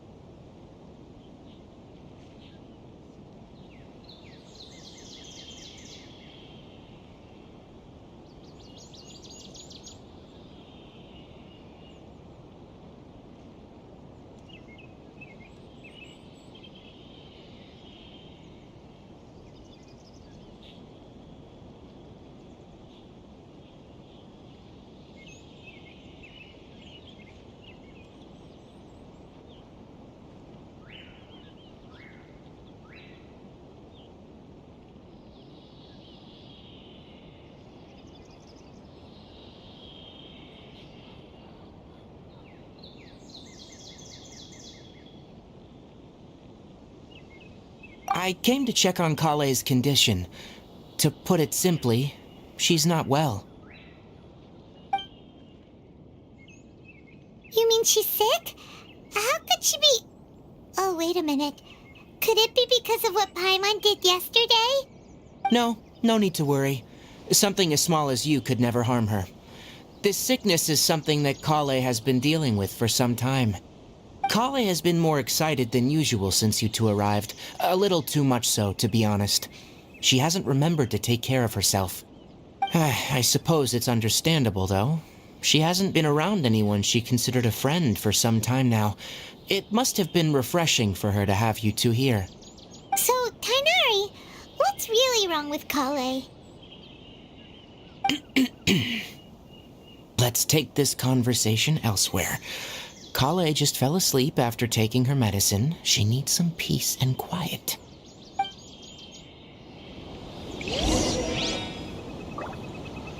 Maybe she's in a better mood now. Let's go check on her.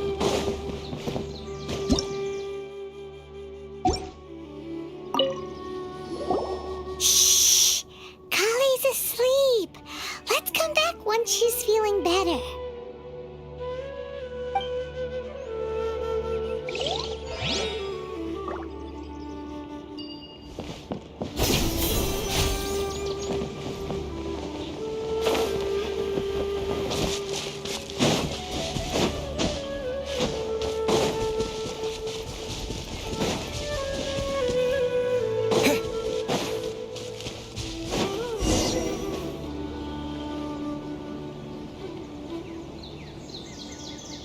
Alright, let's continue our conversation here, shall we? To be honest, I hadn't realized you're that honorary knight from Mondstadt until Kale told me just now. I've also heard all about your deeds in Liyue and Inazuma. So just to clarify, what I'm about to tell you about Kale is not because of who you are or your past feats. Instead, I am going to tell you because Kale asked me to. And honestly speaking, I was against Kale revealing her past to you. But she insisted, saying you two treated her with sincerity and as a friend. So now she wishes to reciprocate the gesture. So, Tainari, what exactly is wrong with Kale? You said this is something she's been dealing with for some time. Just how serious is it? Right. Ever since she was a child, she's been afflicted with a disease called Elazar. Elazar? Yes. It's a disease unique to the lands of Sumeru.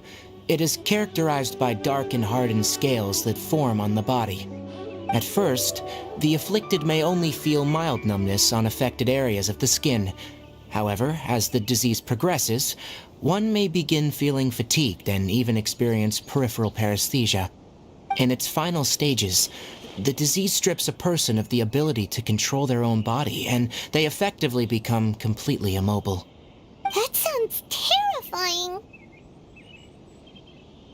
Wait, hold on. So when Kale seemed to be acting a little clumsy earlier, it was because... Correct. That would be the effects of Elazar, which is precisely why I do not want her carrying or holding anything, lest she ends up hurting herself.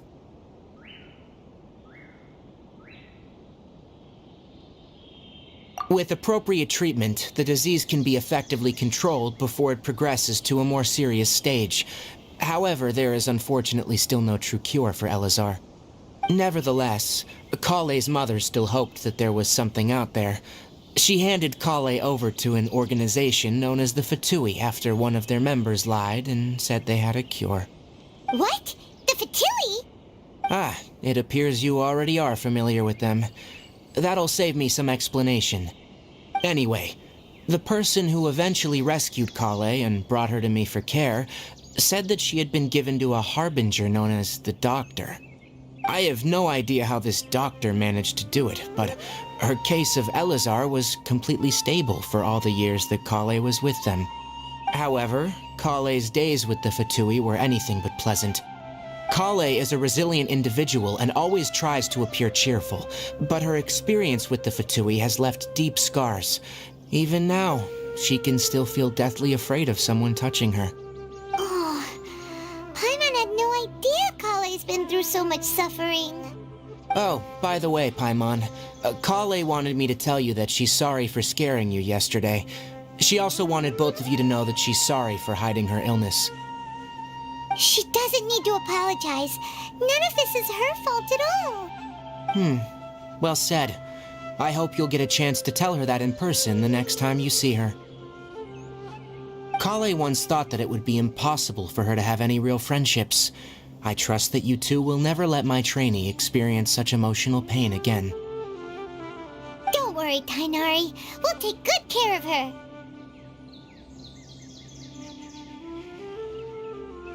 Well, it's not too serious at this point. She overexerted herself the last couple of days, which is what led her to break down this time. As long as she has taken her medicine and gets plenty of rest, she should get better. Though I must admit that Kale's condition was much more stable when she first arrived here in Gandharvaville. She was interested in the work of the forest rangers the moment she saw us. I could see that she was serious about learning, so I felt compelled to ask her to join us. Her stamina has gotten much worse recently. Though a moderate amount of physical exercise is always necessary, I'm afraid the long-distance patrols are a little too much for her now. Alright, now that I've told you about Kale's past, I think I'll head into the rainforest to find some ingredients needed for her medicine. I'll see you two later.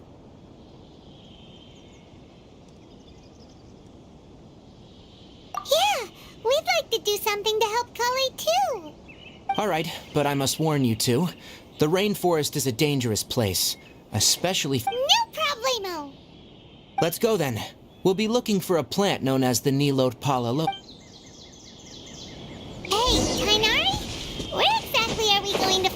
plant? Nilote palalotuses can be found all over the rainforest, but it often grows right here around Gandharvaville. Given the name, it sounds like we should be looking for it in the water. You are correct. The Nilote palalotus grows in the water. When fully matured, they look like giant blue flowers floating on the water's surface. Quite an attractive species, if you ask me. The large petals are actually the plant's leaves and sepals, which surround a very small flower. You should note that many of the plants found in Sumeru have names that are contrary to their species. Take the Calpulata, for example. The plant is not a lotus at all, but rather a vine. And then there's the Sumeru rose, which is not a rose, and is completely contrary to its name.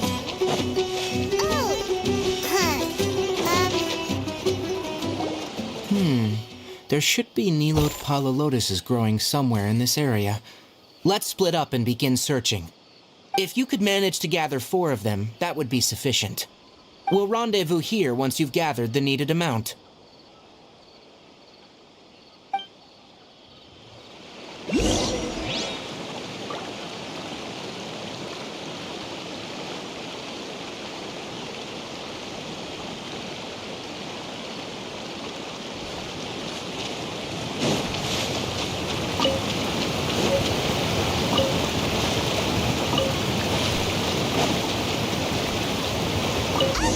We've gathered enough Nilote palalotuses. Let's head back to meet Tainari.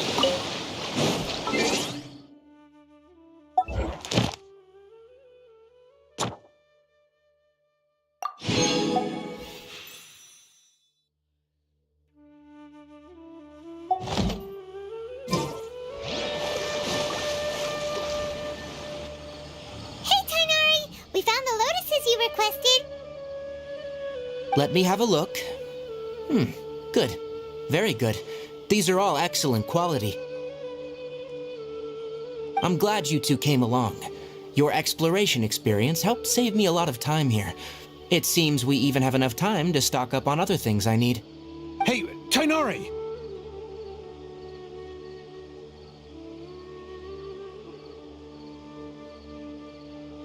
Oh, Tainari! Someone's calling your name! They're dressed like a forest ranger. Ah, yes, that's Amir and the others. But didn't they just set off not too long ago? What are they doing back so early? Let's go find out what's going on.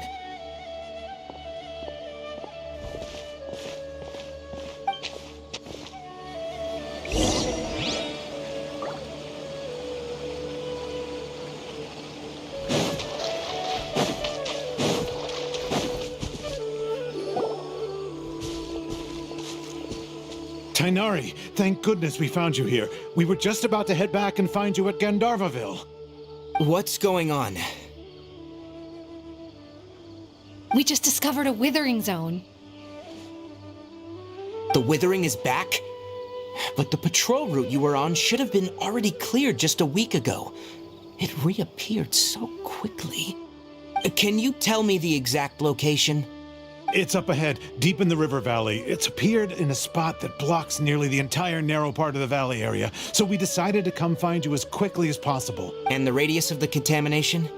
Sorry. No one in our patrol... Okay, I understand. Wait, Tainari, what? You two have only just arrived in Sumeru. You're still unfamiliar with many... There's a unique time. The affected areas not only cause nearby vegetation to wither, but it's also lethal to wildlife and even... Yes, Amir is absolutely right. I wasn't kidding when I said the rainforest is a dangerous place. As Amir said, only someone with a vision, that is, the power to manipulate elements, will be able to resist the withering's corrosive effects for a time. That's right. If any of the forest rangers without a vision come across a withering zone, we first make a record of the location and then have a ranger with the proper abilities deal with it, like Tainari here. Only someone with a vision can venture within a withering zone and find a way to deal with it. But you don't seem to carry a vision. Don't worry, he may not have a vision, but he's a real pro at using the power of the elements. Seems the rumors about you were true then. In that case, all right, you two may accompany me. We typically only teach visitors how to identify the withering as they're about to leave Gandharvaville. We'll...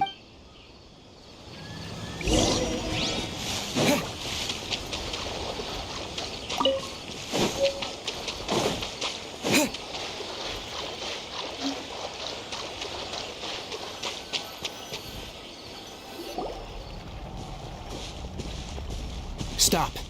Don't move any further. Look there, in the distance. Huh? Where? Oh, look! Those plants have withered!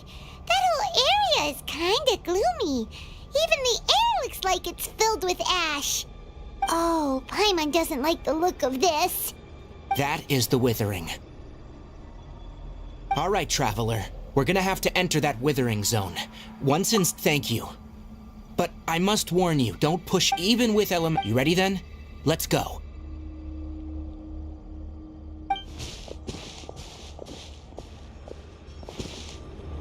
First, we must locate any branches sustaining the withering zone.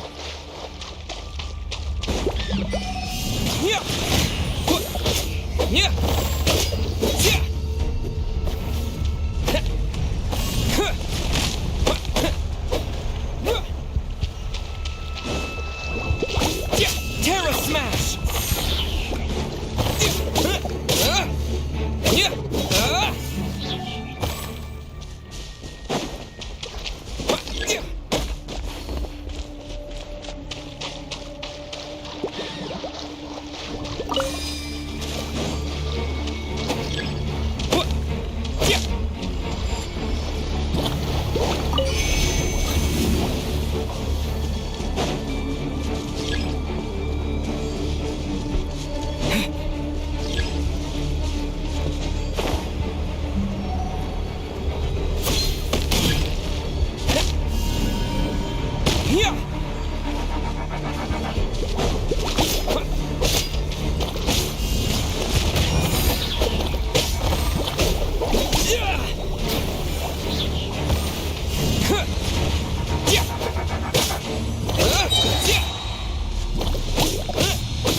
Terra Smash!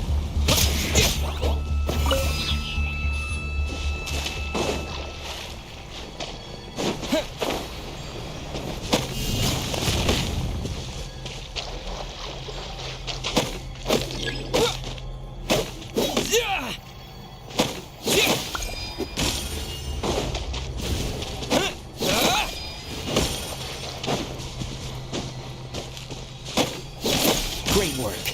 Now that all the branches have been cleared, we'll need to take care of the tumor.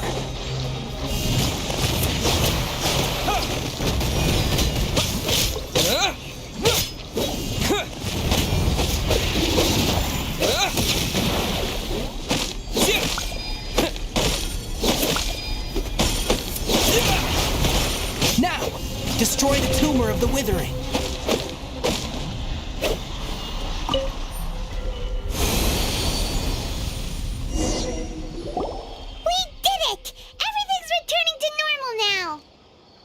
Yes. Thanks to you two, we were able to quickly restore this area back to normal. Tainari? You make it sound like we did well, but why does Paimon have the feeling you're worried about something? It's that obvious, huh? Alright. It's like this. Recently, the rate at which withering zones appear has been increasing. Even though we were able to quickly clear that withering zone, it won't be long before another one appears. If that simply meant more work for me, then that wouldn't be an issue. But it's far more severe than that. The withering is leaving lasting effects on the rainforest itself. For instance, even though we cleared out the withering zone, many of the plants that were affected will not recover. This presents a crisis for the ecosystem itself.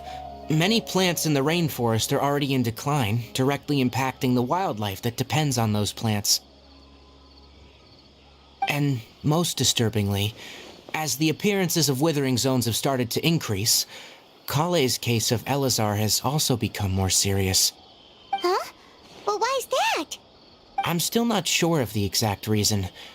However, I've received word from acquaintances at the academia that similar cases are being reported for patients with other conditions.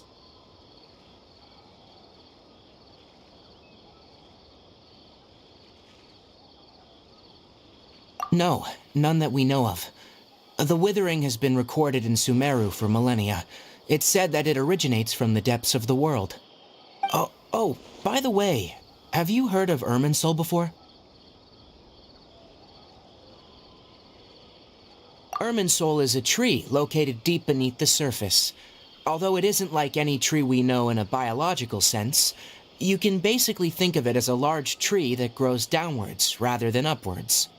I'm sure you've heard of ley lines, right? They're like the roots of Irminsul, spreading and extending from a massive cavern deep underground all the way up to the surface.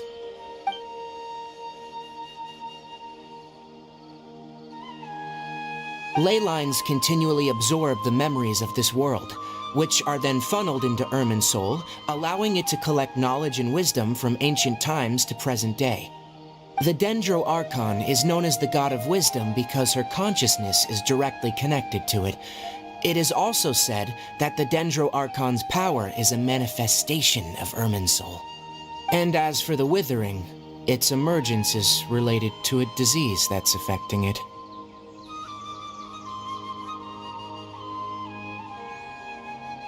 That's right. My ancestors learned of this from Greater Lord Rukkhadevata's familiars a long time ago, but even those mysterious creatures did not know of a cure for Irminsul. I'm afraid we Rangers will be battling the Withering Zones here for a long time, until a cure is found. Alright, that's enough on this topic for the time being. Now that we've taken care of things here, it's time for us to head back to Gandharvaville.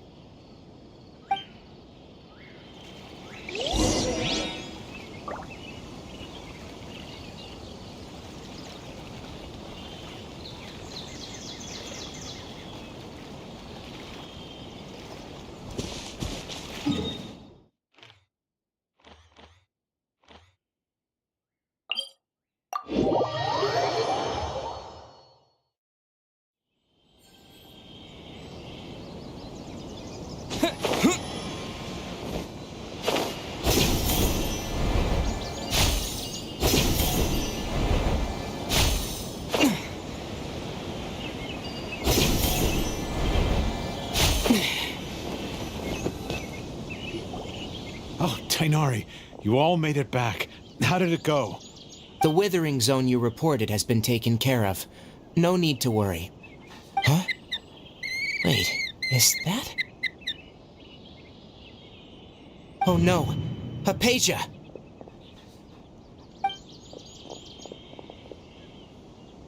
Huh? What's wrong, Tainari? This Duskbird is Hypatia's designated courier for urgent news. You do remember her, don't you? She's the scholar you and Paimon were following when you first arrived in Sumeru. Oh, her? How could we forget? So did something happen? Let me see what's written in the letter first.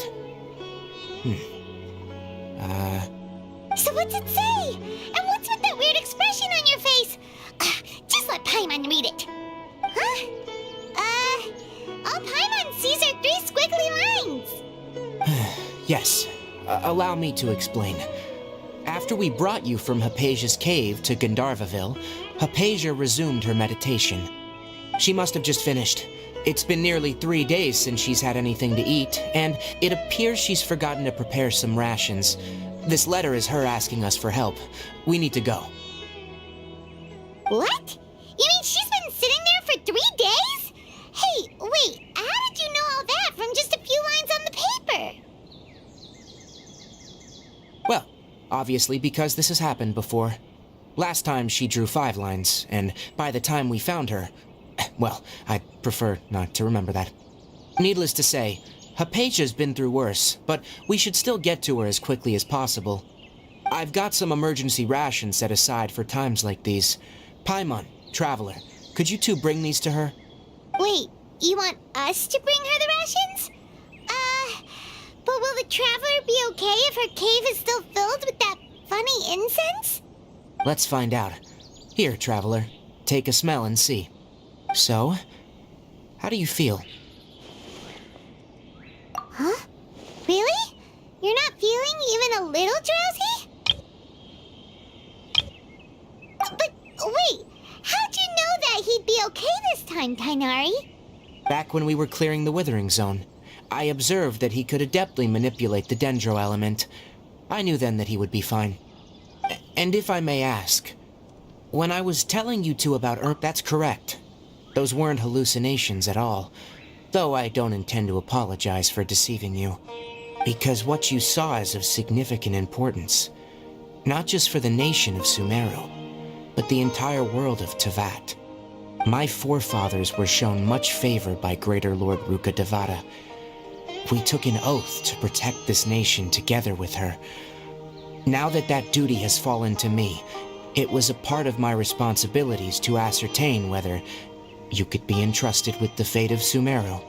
Now, after seeing you in action with my own eyes, you have earned my confidence, and I no longer feel the need to hide any secrets from you.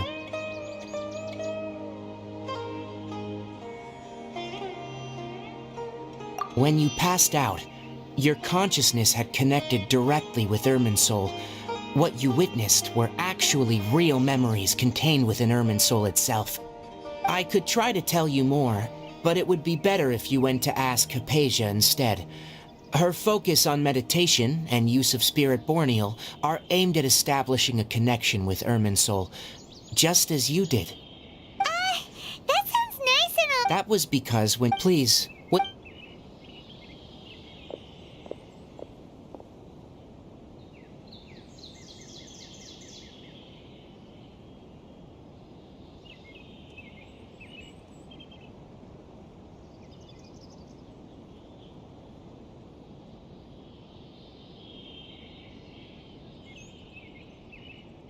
Here, take these. It's a meal I packed for Hypatia, as well as some other ingredients. I'm sure it'll come in handy. Also, here's a letter that I would like you to give to her. Just show it to her, and she'll answer any questions you may have.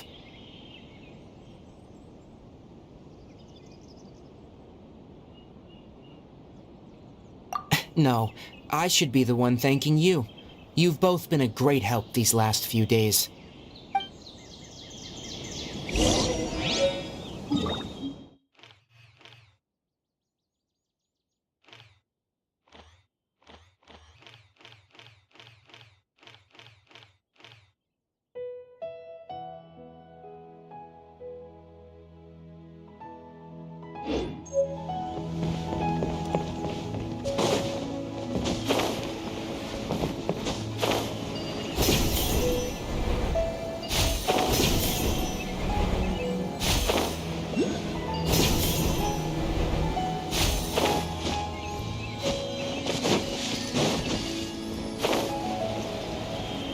Hypatia should still be in the cave.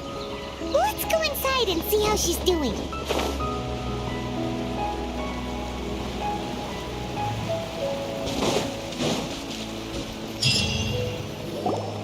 Hello? Hypatia? Hey, there's nobody here. Maybe she went out to look for some food. Let's try looking around the area.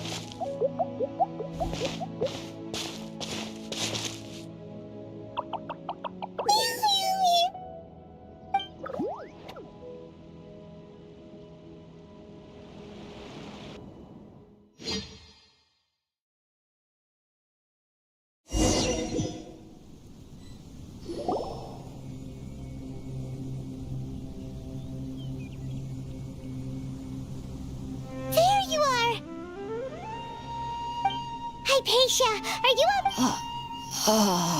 There's no way we can get her to... Huh? Wait, Why does it look super foggy outside all of a sudden?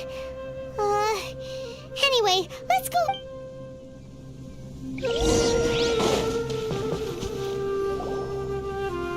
Huh? How'd things out here end up looking like this?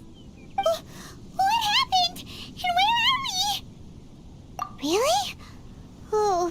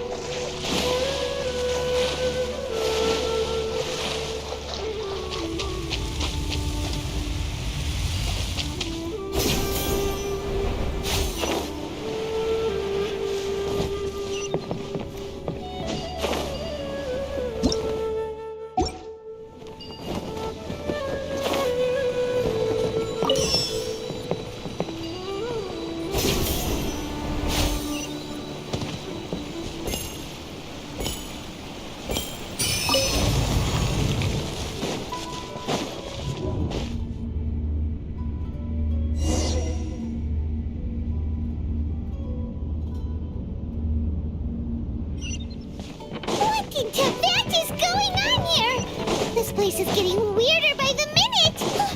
Hey, what's the matter? You don't look so good.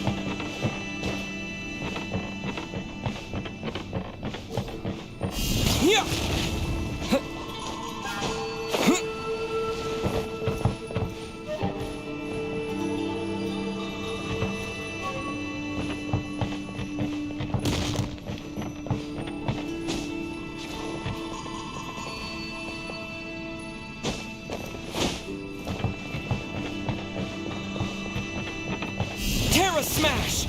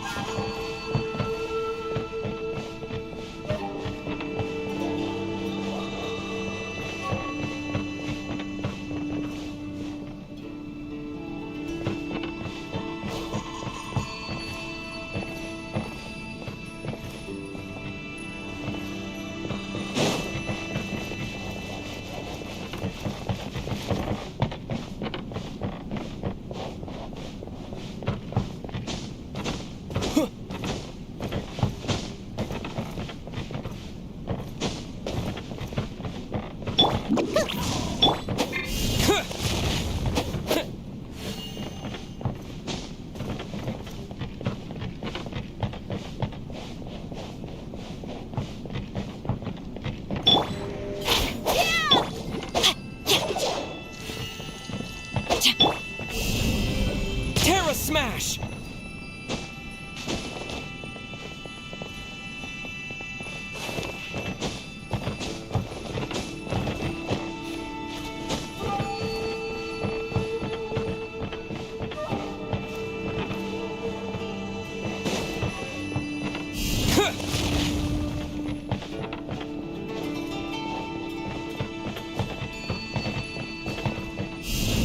Terra Smash!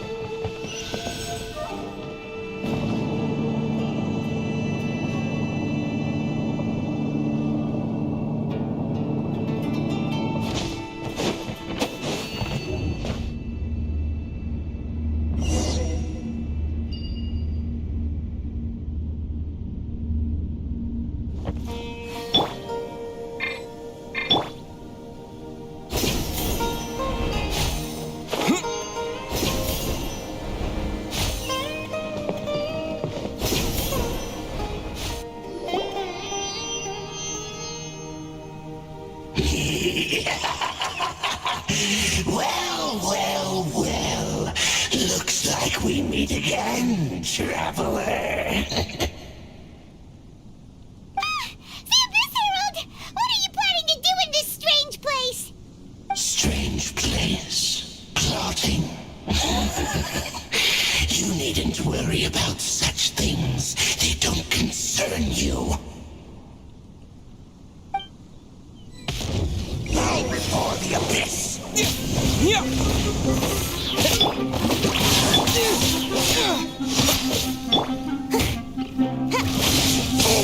I'm about right. Gotta dash.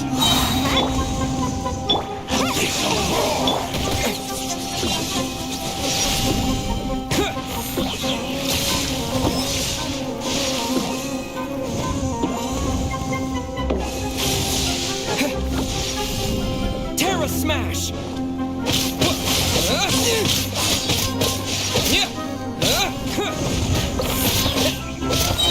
Quake!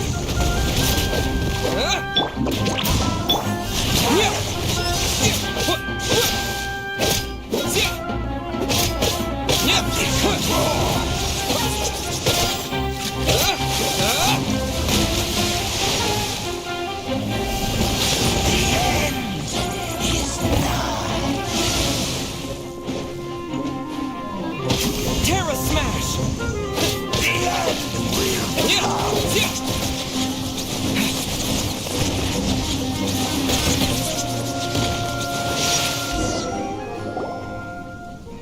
Huh? Why can't we beat this guy? Oh, Paimon doesn't get it! We faced others like him before! What's wrong this time? Traveler, though you may have managed to avert countless crises before, your good fortune was bound to end sooner or later. It's time you realize how weak and powerless you really are.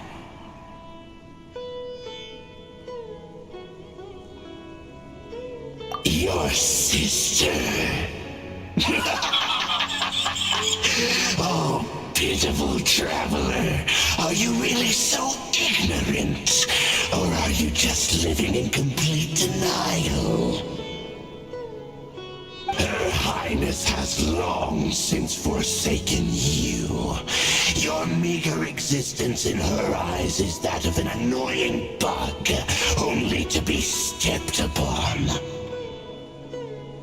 The bonds of love and family which drive you to find your sibling are utterly gone. Your journey is meaningless. But don't you fret now. Today will be your last.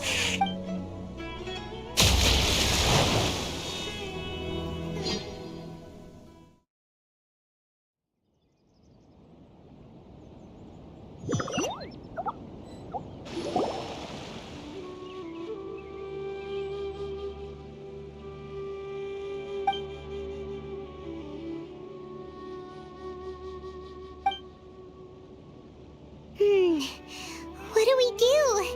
We haven't seen Hypatia anywhere. Oh, there she is. Well, the good news is that she's still conscious. Hey, why'd you drop her food on the floor like that? Are you okay? Anyways.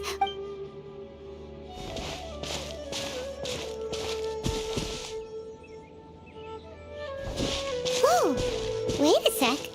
Look at all this fruit lying around her.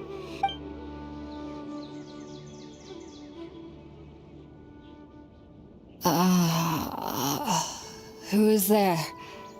Tainari, is that you?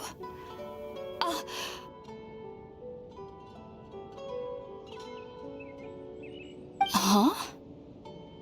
It's okay. You can relax, Hypatia. Tainari sent us here to bring you some food and water. Here, we have a letter that he asked us to give you.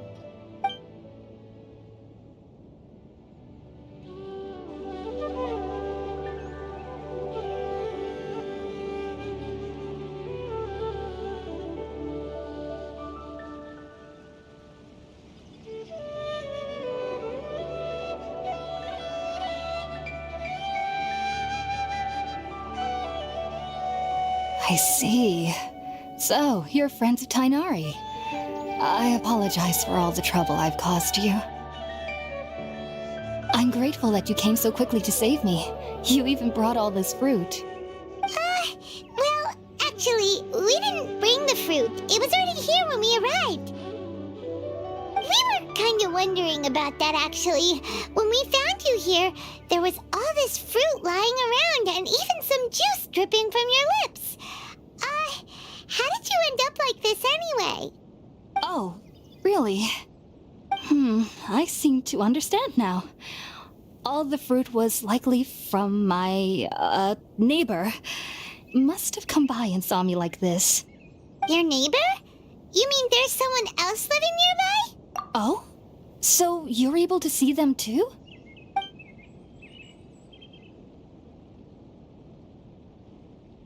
Wait, hold on a second, Traveler.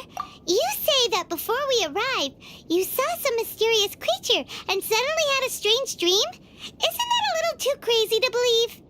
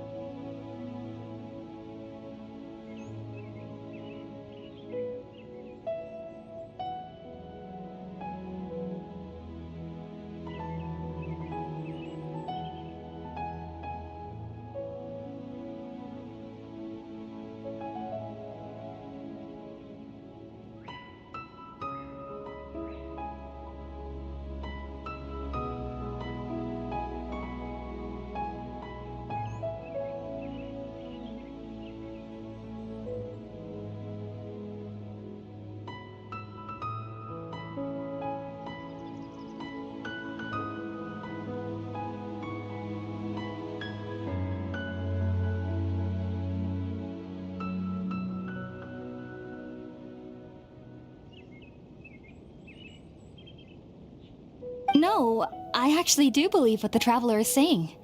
I myself had a similar experience once before and ended up scaring my timid little neighbor here. You needn't worry. They mean you no harm. They only dragged you into the dream because they hoped to buy themselves a little time in order to scurry away. So, Hypatia, just what kind of creature is your neighbor exactly? I'm not sure what it's called, to be honest. But I do know that they have some sort of deeper connection with the Dendro Archon. I know this because the first time I saw them was also the exact day my consciousness was able to form a connection with Irminsul. Even after I opened my eyes and stopped meditating, my heart was still pounding, and my mind was racing with all the knowledge that I had touched. And at that very moment, I suddenly noticed a small figure at the opening of the cave. In my curiosity, I began to walk over to the creature. They must have already been used to me living in the cave, because they didn't seem to mind me approaching them. They just kept doing whatever they were up to.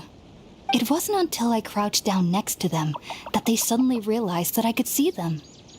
Oh, and then? And then I had a dream. By the time I came to, they were nowhere to be seen. I was convinced they'd never show up again. But sure enough, I saw them nearby a few days later. And they weren't alone. I feel like they aren't as afraid of me as the first time I approached them. But yes, no doubt about that. By the way, Tainari mentioned in his letter that you had questions for me regarding Irminsul.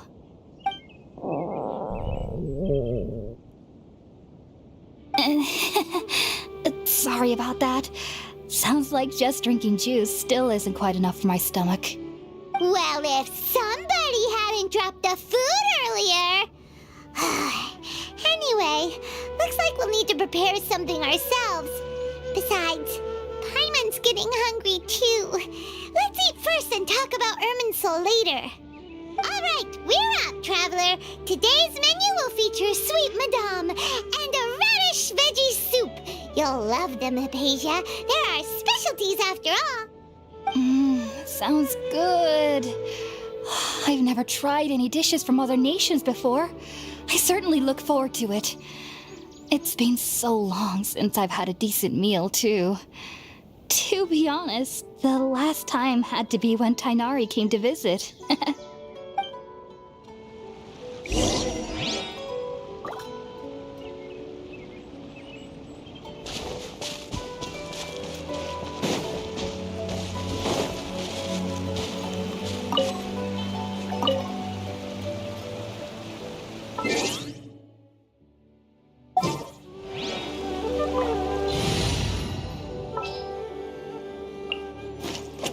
At the ready.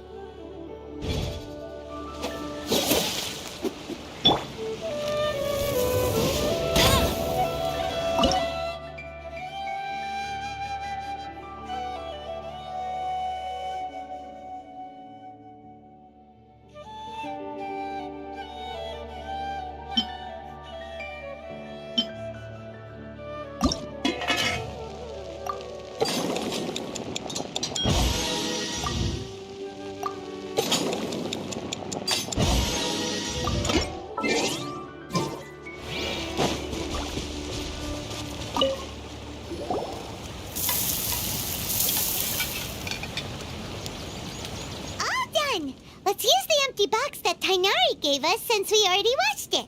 Oh, it smells amazing. And the box is a nice touch, too. Let's go serve this up and start eating with Hypatia.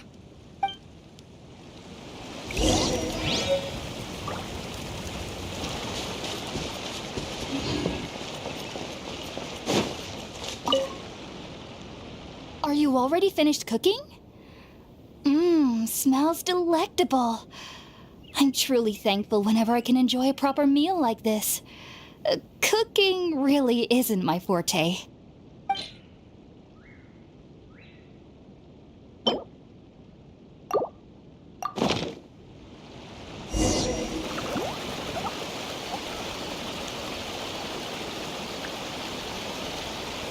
Even though everything you mentioned was in Tainari's letter, it's still hard to believe you were able to connect with Irminsul immediately after smelling Spiritborn eel for the first time.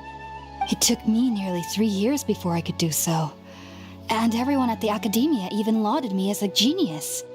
You should know that some researchers spent their entire lives without ever successfully connecting with Irminsul as you have. So why does this incense allow people to connect to Irminsul? The ingredients used to make Spiritborn ale primarily consist of plants created by Greater Lord Rukkhadevata. These special ingredients are conducive since the root of the Dendro Archon's power lies within Irminsul. We can occasionally tap into her powers to peer into the depths of the earth. Naturally, anyone who can establish a connection with Irminsul in their first ever attempt must be a person of great understanding. Makes sense. But Paimon's got a question. Why was he sensitive to the smell of those plants for such a long time? That was primarily due to his body's unique constitution taking in any scent similar to the ingredient. Not to worry, though. It appears you've already fully recovered. Technically, your body should still be sensitive to the powers of the Dendro Archon, but unless you're using intentional meditation techniques, the scent of Spiritborn ale should no longer... Well, that's a relief. I must admit, I am quite envious of your abilities. Even if it meant suffering from pounding headaches for the... Whoa! You're really serious about this whole thing, aren't you? I am a researcher after all. As a member of the Ritaoist Darshan at the Academia, my main area of research is the stars and their connection to the fate of living beings, which is why I must turn to the all-knowing Irminsul for answers. If only my perception wasn't so... I am currently in... Sages have said that that's why we met... Whoa. Of course I do. Especially during nights that are pitch black with no moonlight, and dead silent without even the sound of insects. However, I've been feeling better as of late. I don't get as scared anymore knowing that I have a little neighbor living nearby. I believe that being able to see them is a sort of blessing from the Dendro Archon. But what's strangest of all is that they're clearly an envoy of the God of Wisdom herself, and they have the curious power to make people dream. What's so strange about that? It doesn't sound so out of place for a divine being, does it? Well, it's strange because nearly nobody in Sumeru can ever dream. Huh. Is that true? Yes, well, to an extent. Only children can dream in Sumeru. Adults, however, never do. The sages say that wisdom implies rationality, but that which occurs in dreams is often neither rational nor logical.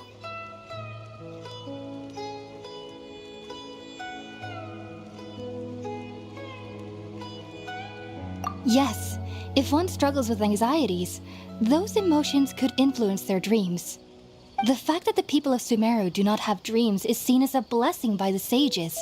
They believe that Greater Lord Rukkhadevata, the God of Wisdom, is keeping us away from the foolish delusions you encounter in your sleep. I was born into a family of scholars in Sumeru City. Ever since I was a child, my parents would always tell me that I'll know I've grown up once I stop dreaming. I studied hard, enrolled as a student in the Academia, and went on to become a researcher. Sure enough, I never dreamed again. But then, on the day I scared the little Aranara, I suddenly saw a dream again. It was incredible. Though I don't exactly remember what I saw, I clearly recall the feeling. I suddenly felt like I was a child again. Back then, I was foolish and ignorant as any youth would be, but I was free of fear. Maybe dreaming isn't as bad as we've made it out to be. Just be sure not to speak of this if you travel to Sumeru City. They'll look at you as if you've lost your mind. So, do you have any thoughts about the things he saw when he connected with Irminsul? Sorry. I'm afraid I don't have any answers as of now. All I can say is that what you saw is a memory contained within Irminsul itself. World forget me. What could that possibly mean? If only I could ascend past Satyavada life and begin Paripurna life, I might have some more answers for you. If you two are ever in the area again, there's no need to be thanking me. You two are my saviors. Besides, I'm already looking forward to tasting some more of your cooking.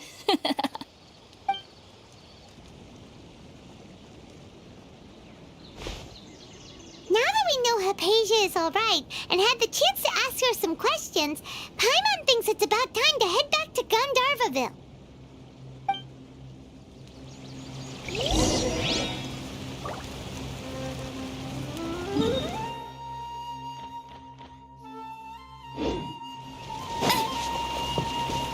I'll race you there!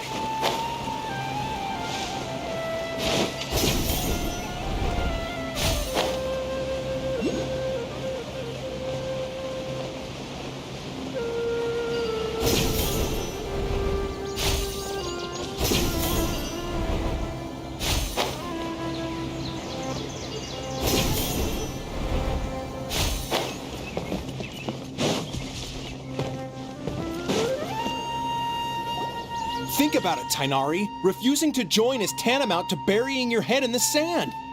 I understand that you're a forest watcher and that it's your duty to combat the effects of withering zones, but isn't it evident that such work is not a lasting solution to the problem?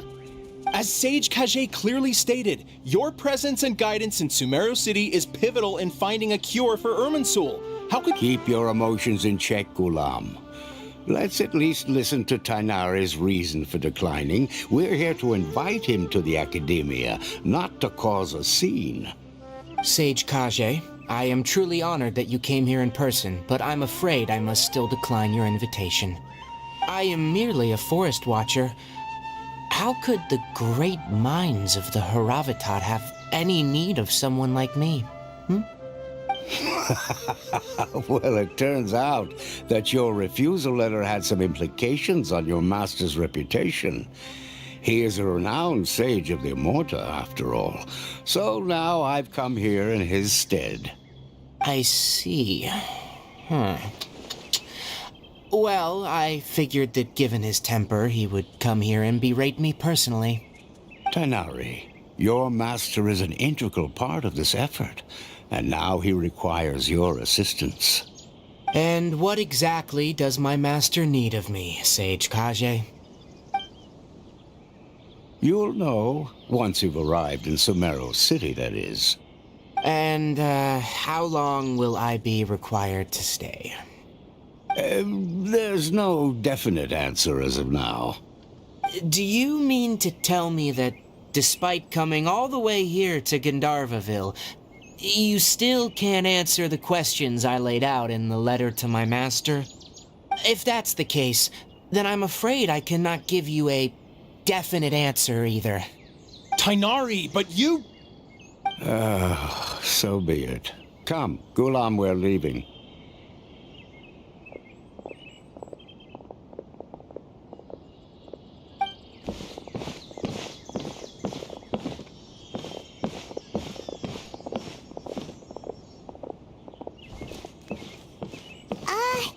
Tainari, what was that all about? It's nothing. Some people from the Academia wanted me to go to Sumeru City to assist them with a project, but I had to refuse on account of all my responsibilities here. But all that can wait. How did things go with Hypatia? It was quite the eventful trip, but the main thing is that she's safe and sound. She answered a bunch of questions for us, too. Very good. Now that the Traveler has made a full recovery, there shouldn't be any reason for you to tarry here longer. I assume you will be heading to Sumeru City, correct? That's right! We want to meet Lesser Lord Kusanali and ask her for advice. Do you have any idea on how we can find her? Sorry, I'm afraid I don't have any advice for you there. Well, do you at least know anyone we can try asking in Sumeru City?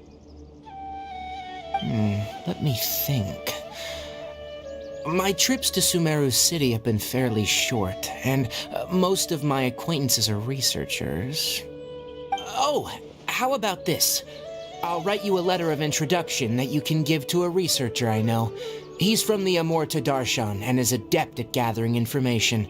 Asking him might prove worthwhile. Also, when you enter Sumeru City, you'll probably end up receiving something like this item here. I'm not sure if it will ever come in handy for you, but maybe you can give it a try. Oh? What is it? It's called an Akasha Terminal. It's a tool produced by the Academia that utilizes the legacy of Greater Lord Rukkhadevata. Some say that this item is the very basis of Sumeru's reputation as the City of Wisdom. Needless to say, this device and its usage fall under the Academia's expertise, so I'll leave it to them to show you how to use it. Great! Next up, Sumeru City! But wait, before that... That's right! Tainari, we have something important to say to Kale before we leave. Is she doing better now? Yes, she's doing much better. After being confined to her bed all this time, I thought a little walk would do her some good. Last I saw her, she was taking the path towards the North Crossing. She knew you two would be leaving soon, so she must have wanted to see you off. Thanks, Tainari. All right, let's go! Farewell, and good luck to you both.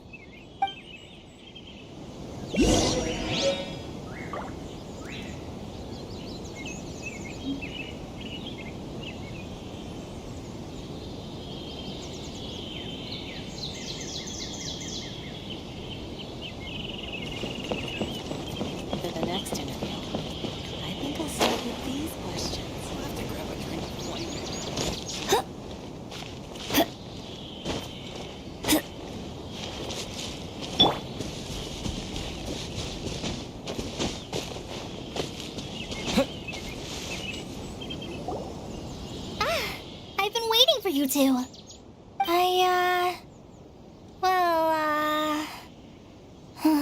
Never mind. I guess I should just wish you two a safe and successful journey. Thanks for waiting here just to see us off, Kale. We're headed to Sumeru City.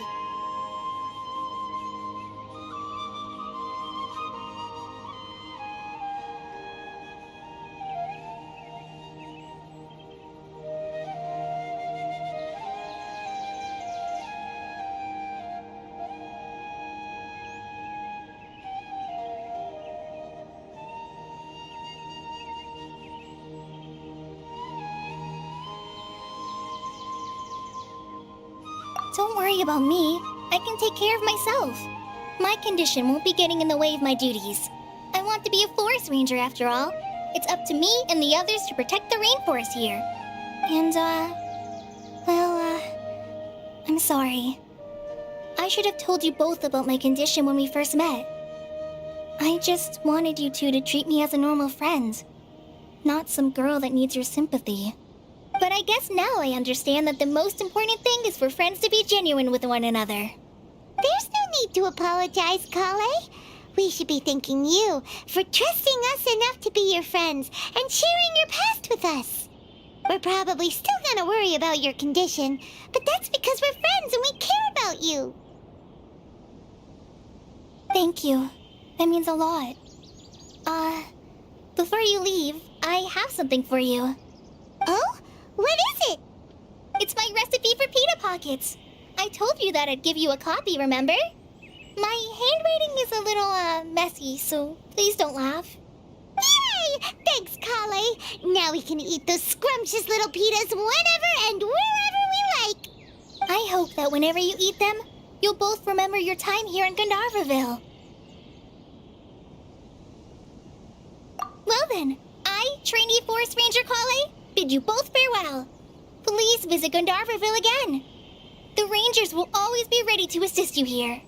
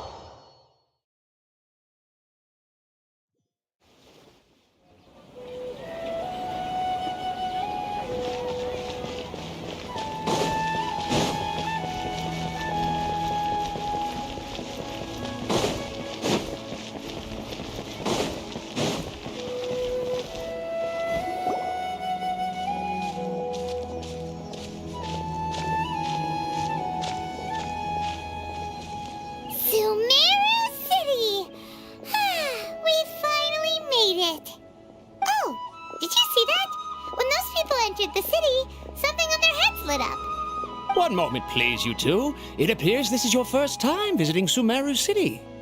Oh, yeah, that's right. But how did you know that?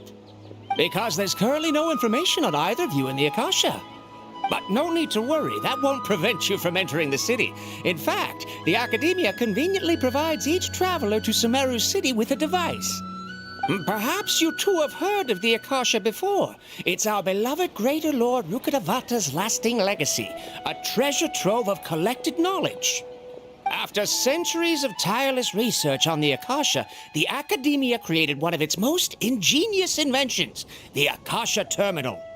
As long as you are within Sumeru's borders, you may use an Akasha Terminal to connect directly to the Akasha and access any knowledge you need. I should mention that due to technical limitations, the operation of Akasha terminals will be much smoother and more effective in large cities such as Sumeru City and Port Ormos. Oh, so this is the thing that Tainari was telling us about. It sounds pretty amazing. You two are quite fortunate. Until recently, it was standard practice to only issue Akasha terminals to outlanders who spent an extended amount of time in Sumeru. However, this policy... Here are your Akasha... To activate it... Oh, says this little doodad lets...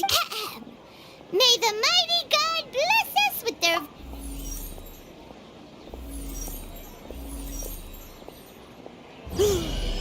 Whoa! Just now, something clicked, and Paimon suddenly knew how to use this thing. It seems all we need to do is concentrate on what we want to know, and bam! You get it. Oh, that'll come in real handy. Exactly. That is the power of the... And with that, let me officially welcome you both to Sumeru City.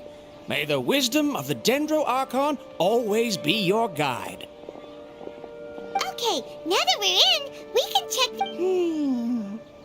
Okay, next, let's concentrate... Oh, come on! Paimon's brain is exhausted. Oh, smart idea. But what are you going to ask it?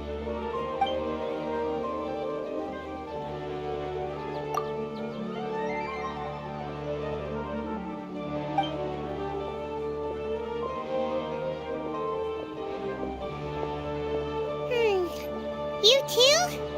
Well, glad it's not just Paimon.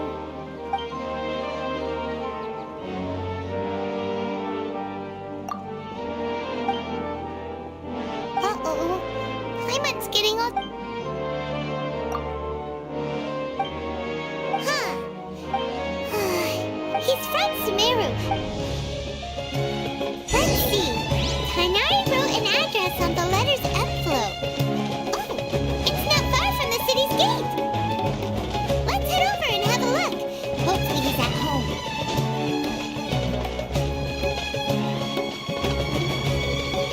Look at this. Hello, are you Rahawi? Yes, that's me. Can I help you? Great! You see, Tainari sent us here and... What? Tainari? Please, there's no need to say anything, really. Sure, I admit that the article I published last month wasn't my best work, and maybe the data didn't produce the most convincing results, but...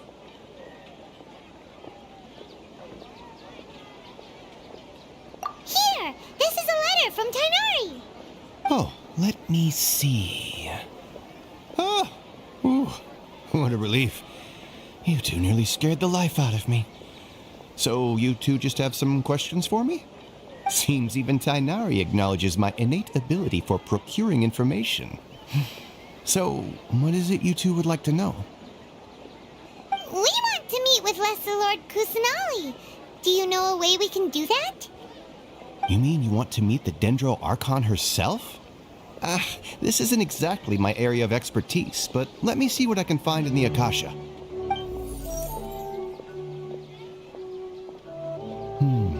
Sorry, the Akasha didn't respond to my query. What? You too? But what about your abilities for getting information and all that? Paimon was sure you'd be able to access more info than we did. Well, as I said, this isn't my area of expertise. I am but a lowly researcher, so the Akasha doesn't see a need for me to know more about the Dendro Archon. All I know is that ever since Lesser Lord Kusanali returned to Sumeru, she's never left the Sanctuary of Sorasthana or made a public appearance. Huh. Didn't expect her to be such a mysterious figure. The Dendro Archon is somewhat of a recluse. Perhaps she just doesn't want to entertain visitors, which would explain the lack of information in the Akasha. But then what can we do? No need to worry just yet. I'm only hypothesizing here. You could certainly try asking around and see if anyone else has ideas. And besides, you two should consider the bright side of things. Not being able to see Lesser Lord Kusanali may not be a bad thing. In this world, there will always be information you cannot obtain from the Akasha, and things you can never accomplish. Knowing when to yield is a form of wisdom. Take me, for example. It's a miracle if my brain cells can spit out one paper every 3 years. But Tainari? That guy can publish 3 papers in just a single year. Okay. Thanks for your advice. Don't mention it. If you two ever want information about things like who's been promoted within the academia or relations between the 6 great sages, come find me.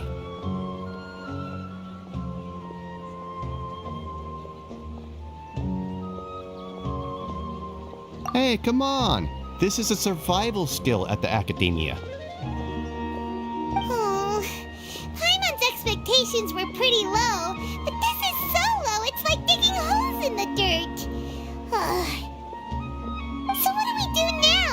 Even if we want to talk to someone, we don't know anybody here.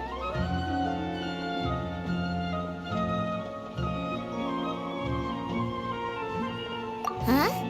Like who?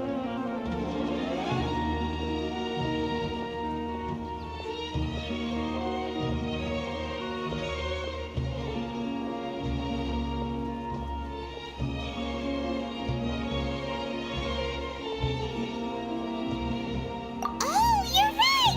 Catherine! The Adventurers Guild has its own intel network. Let's hurry and find her.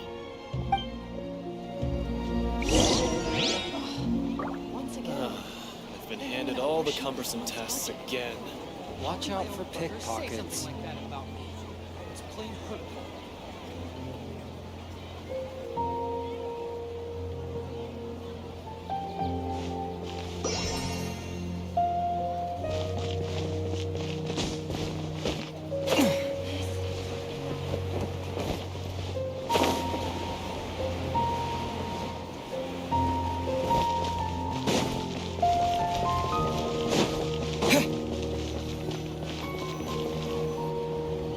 Astra Abyssosk.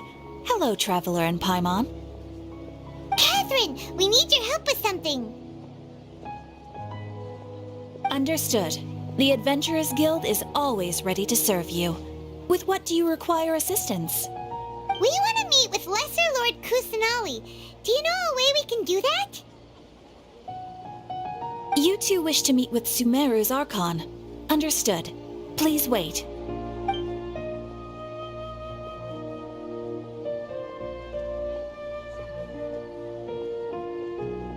I apologize, but I am unable to call up any relevant information in the Akasha. I'm also unable to locate any pertinent information in my personal memory. Aww, another dead end. Well, if Catherine can't help us, then we really don't know anyone else to ask now. Please do not worry. I may know of someone who can help you two. In Sumeru, the Adventurers Guild does not serve as the vanguard of information. Rather, there are numerous active mercenary groups collectively known as the Eremites. They take on various contracts and work all across Sumeru, so they naturally accrue intelligence. An Eremite brigade called the Corps of 30 is in charge of Sumeru City's defenses. Not only are they the oldest brigade, but they are responsible for managing and coordinating the affairs of all other mercenary brigades. Corps of 30? What a weird name. Supposedly, they are named as such because their ranks numbered 30 at their inception. Asphalt, an advisor with the Corps of 30, maintains good relations with the Adventurers Guild. Though he's already retired, he and his words carry great weight within mercenary circles. If you'd like to get in contact with him, you can find him at the Corps of 30's headquarters, the Citadel of Rexar.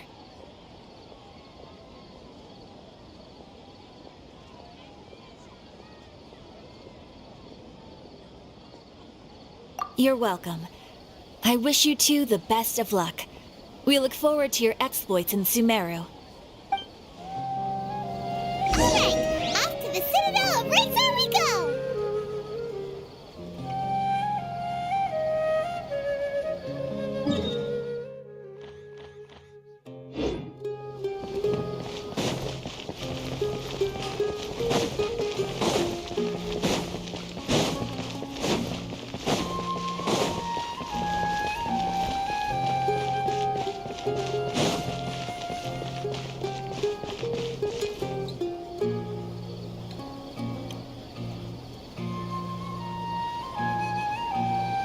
Welcome. The Adventurers Guild told me to expect you two. It's nice to about something.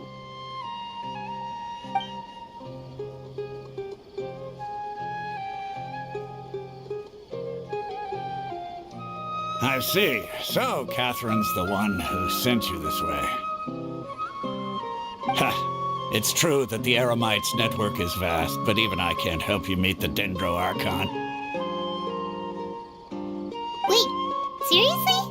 That's it? Afraid so. The Eremites aren't terribly religious, so we don't know much about divinities. As far as the Akasha goes, we can access even less than you.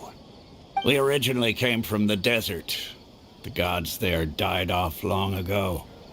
Since those days, we've used our own two hands to carve out a living. We don't beg gods for their aid. It isn't just us, though. If you ask me, I think most in Sumeru aren't interested in Lesser Lord Kusanali. Oh? Why's that? Just take the Academia, for example. They're the ones who truly rule Sumeru. Although they believe in gods, most of them only care for the late Greater Lord Rugadavada. In their eyes, she was the one who founded Sumeru and gifted us with the Akasha. Lesser Lord Kusanali just happened to inherit her legacy. Because of the Academia's influence, most citizens are more familiar with Greater Lord Rugadavada and hold her in greater esteem. Not to mention that Lesser Lord Kusanali never makes an appearance, and the Academia never announces anything about her. As far as the people of Sumeru are concerned, she's just a god that exists. And that's all. Really? Aw. After hearing all of that, Paimon sort of feels bad for Lesser Lord Kusanali. Ha! But who knows? We're all just guessing when it comes down to it. Besides, I'm sure the God of Wisdom doesn't worry about her reputation among people like us. All right. Well, thanks for the info, Osfond. No problem.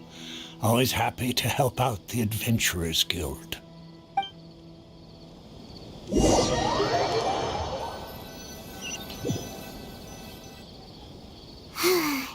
Seems Osfond was right about most people's attitudes here. Not only are they not interested in the Dendro Archon, they even say stuff like, if the Akasha doesn't think I should know, then I don't need to know about it. We've been asking for information non-stop ever since we got to Sumeru, but the harder we try, the more helpless everything seems. Isn't there at least one person in this entire city who cares about Lesser Lord Kusanali? Oh, you two are interested in Lesser Lord Kusanali? Huh? Who are you? From the sound of it, you two are Outlanders who recently arrived here. You've been asking around for information on Lesser Lord Kusanali, right? Oh, I'm sorry. I forgot to introduce myself. I'm Dunyarzad, one of Lesser Lord Kusanali's faithful followers. Whoa, really? Then do you know how we can meet with her? I'm afraid I can't help you with that. But your conversation earlier did happen to remind me of a legend about the Dendro Archon.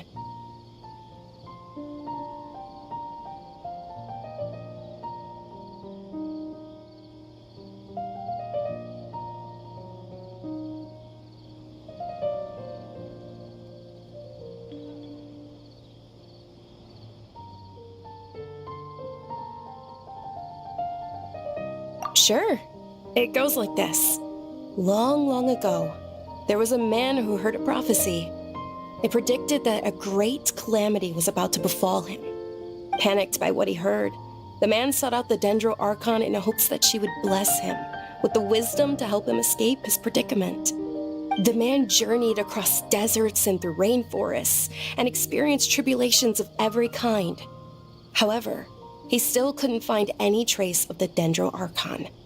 In despair, he thought, alas, the Archon has abandoned me. He then had no choice but to sorrowfully resign to his fate. Okay, and then what happened? And then, the calamity came. But to his own surprise, the man felt somehow emboldened by the trials of his journey. By relying on his own strength, he managed to overcome the adversity. At that moment, a bird perched upon his shoulder. This bird was, in fact, an avatar of the Dendro Archon. She said, "O Archon Seeker, do you now understand? She and her wisdom have long been found by you. Along your journey, we were in every flower and blade of grass, every ray of sparkling sun, and every breath of dancing wind. So long as you continue to think and ponder, we'll be wherever you go."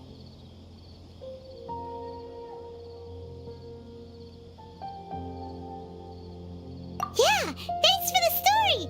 Paimon feels all warm and fuzzy inside after that. In a way, it seems like this story is also one of the Dendro Archon's avatars. Dunyarzad, since you worship Lesser Lord Kusanali, can you tell us anything else about her? Of course. So did you two know that, I'm terribly sorry, but it seems something's come up now. Let's chat another day.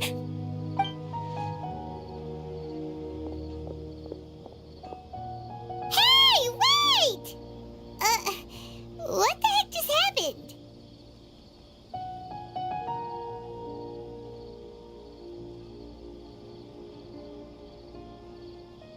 It looks like they're searching for someone. Dunyarzad was acting super nervous just now. You think they're looking for her? This stinks! We finally managed to find a lead about Lesser Lord Kusanali. We can't let them get in the way now. Let's see if we can get rid of them. Then we can catch up with Dunyarzad. Hey, have you two seen a brown-haired girl wearing a purple top and a long blue dress? We're looking for her. Did she have bandages wrapped around her wrists? Yes, that's her. Did you see which direction she went? Yeah, she went that way. Quick, after her!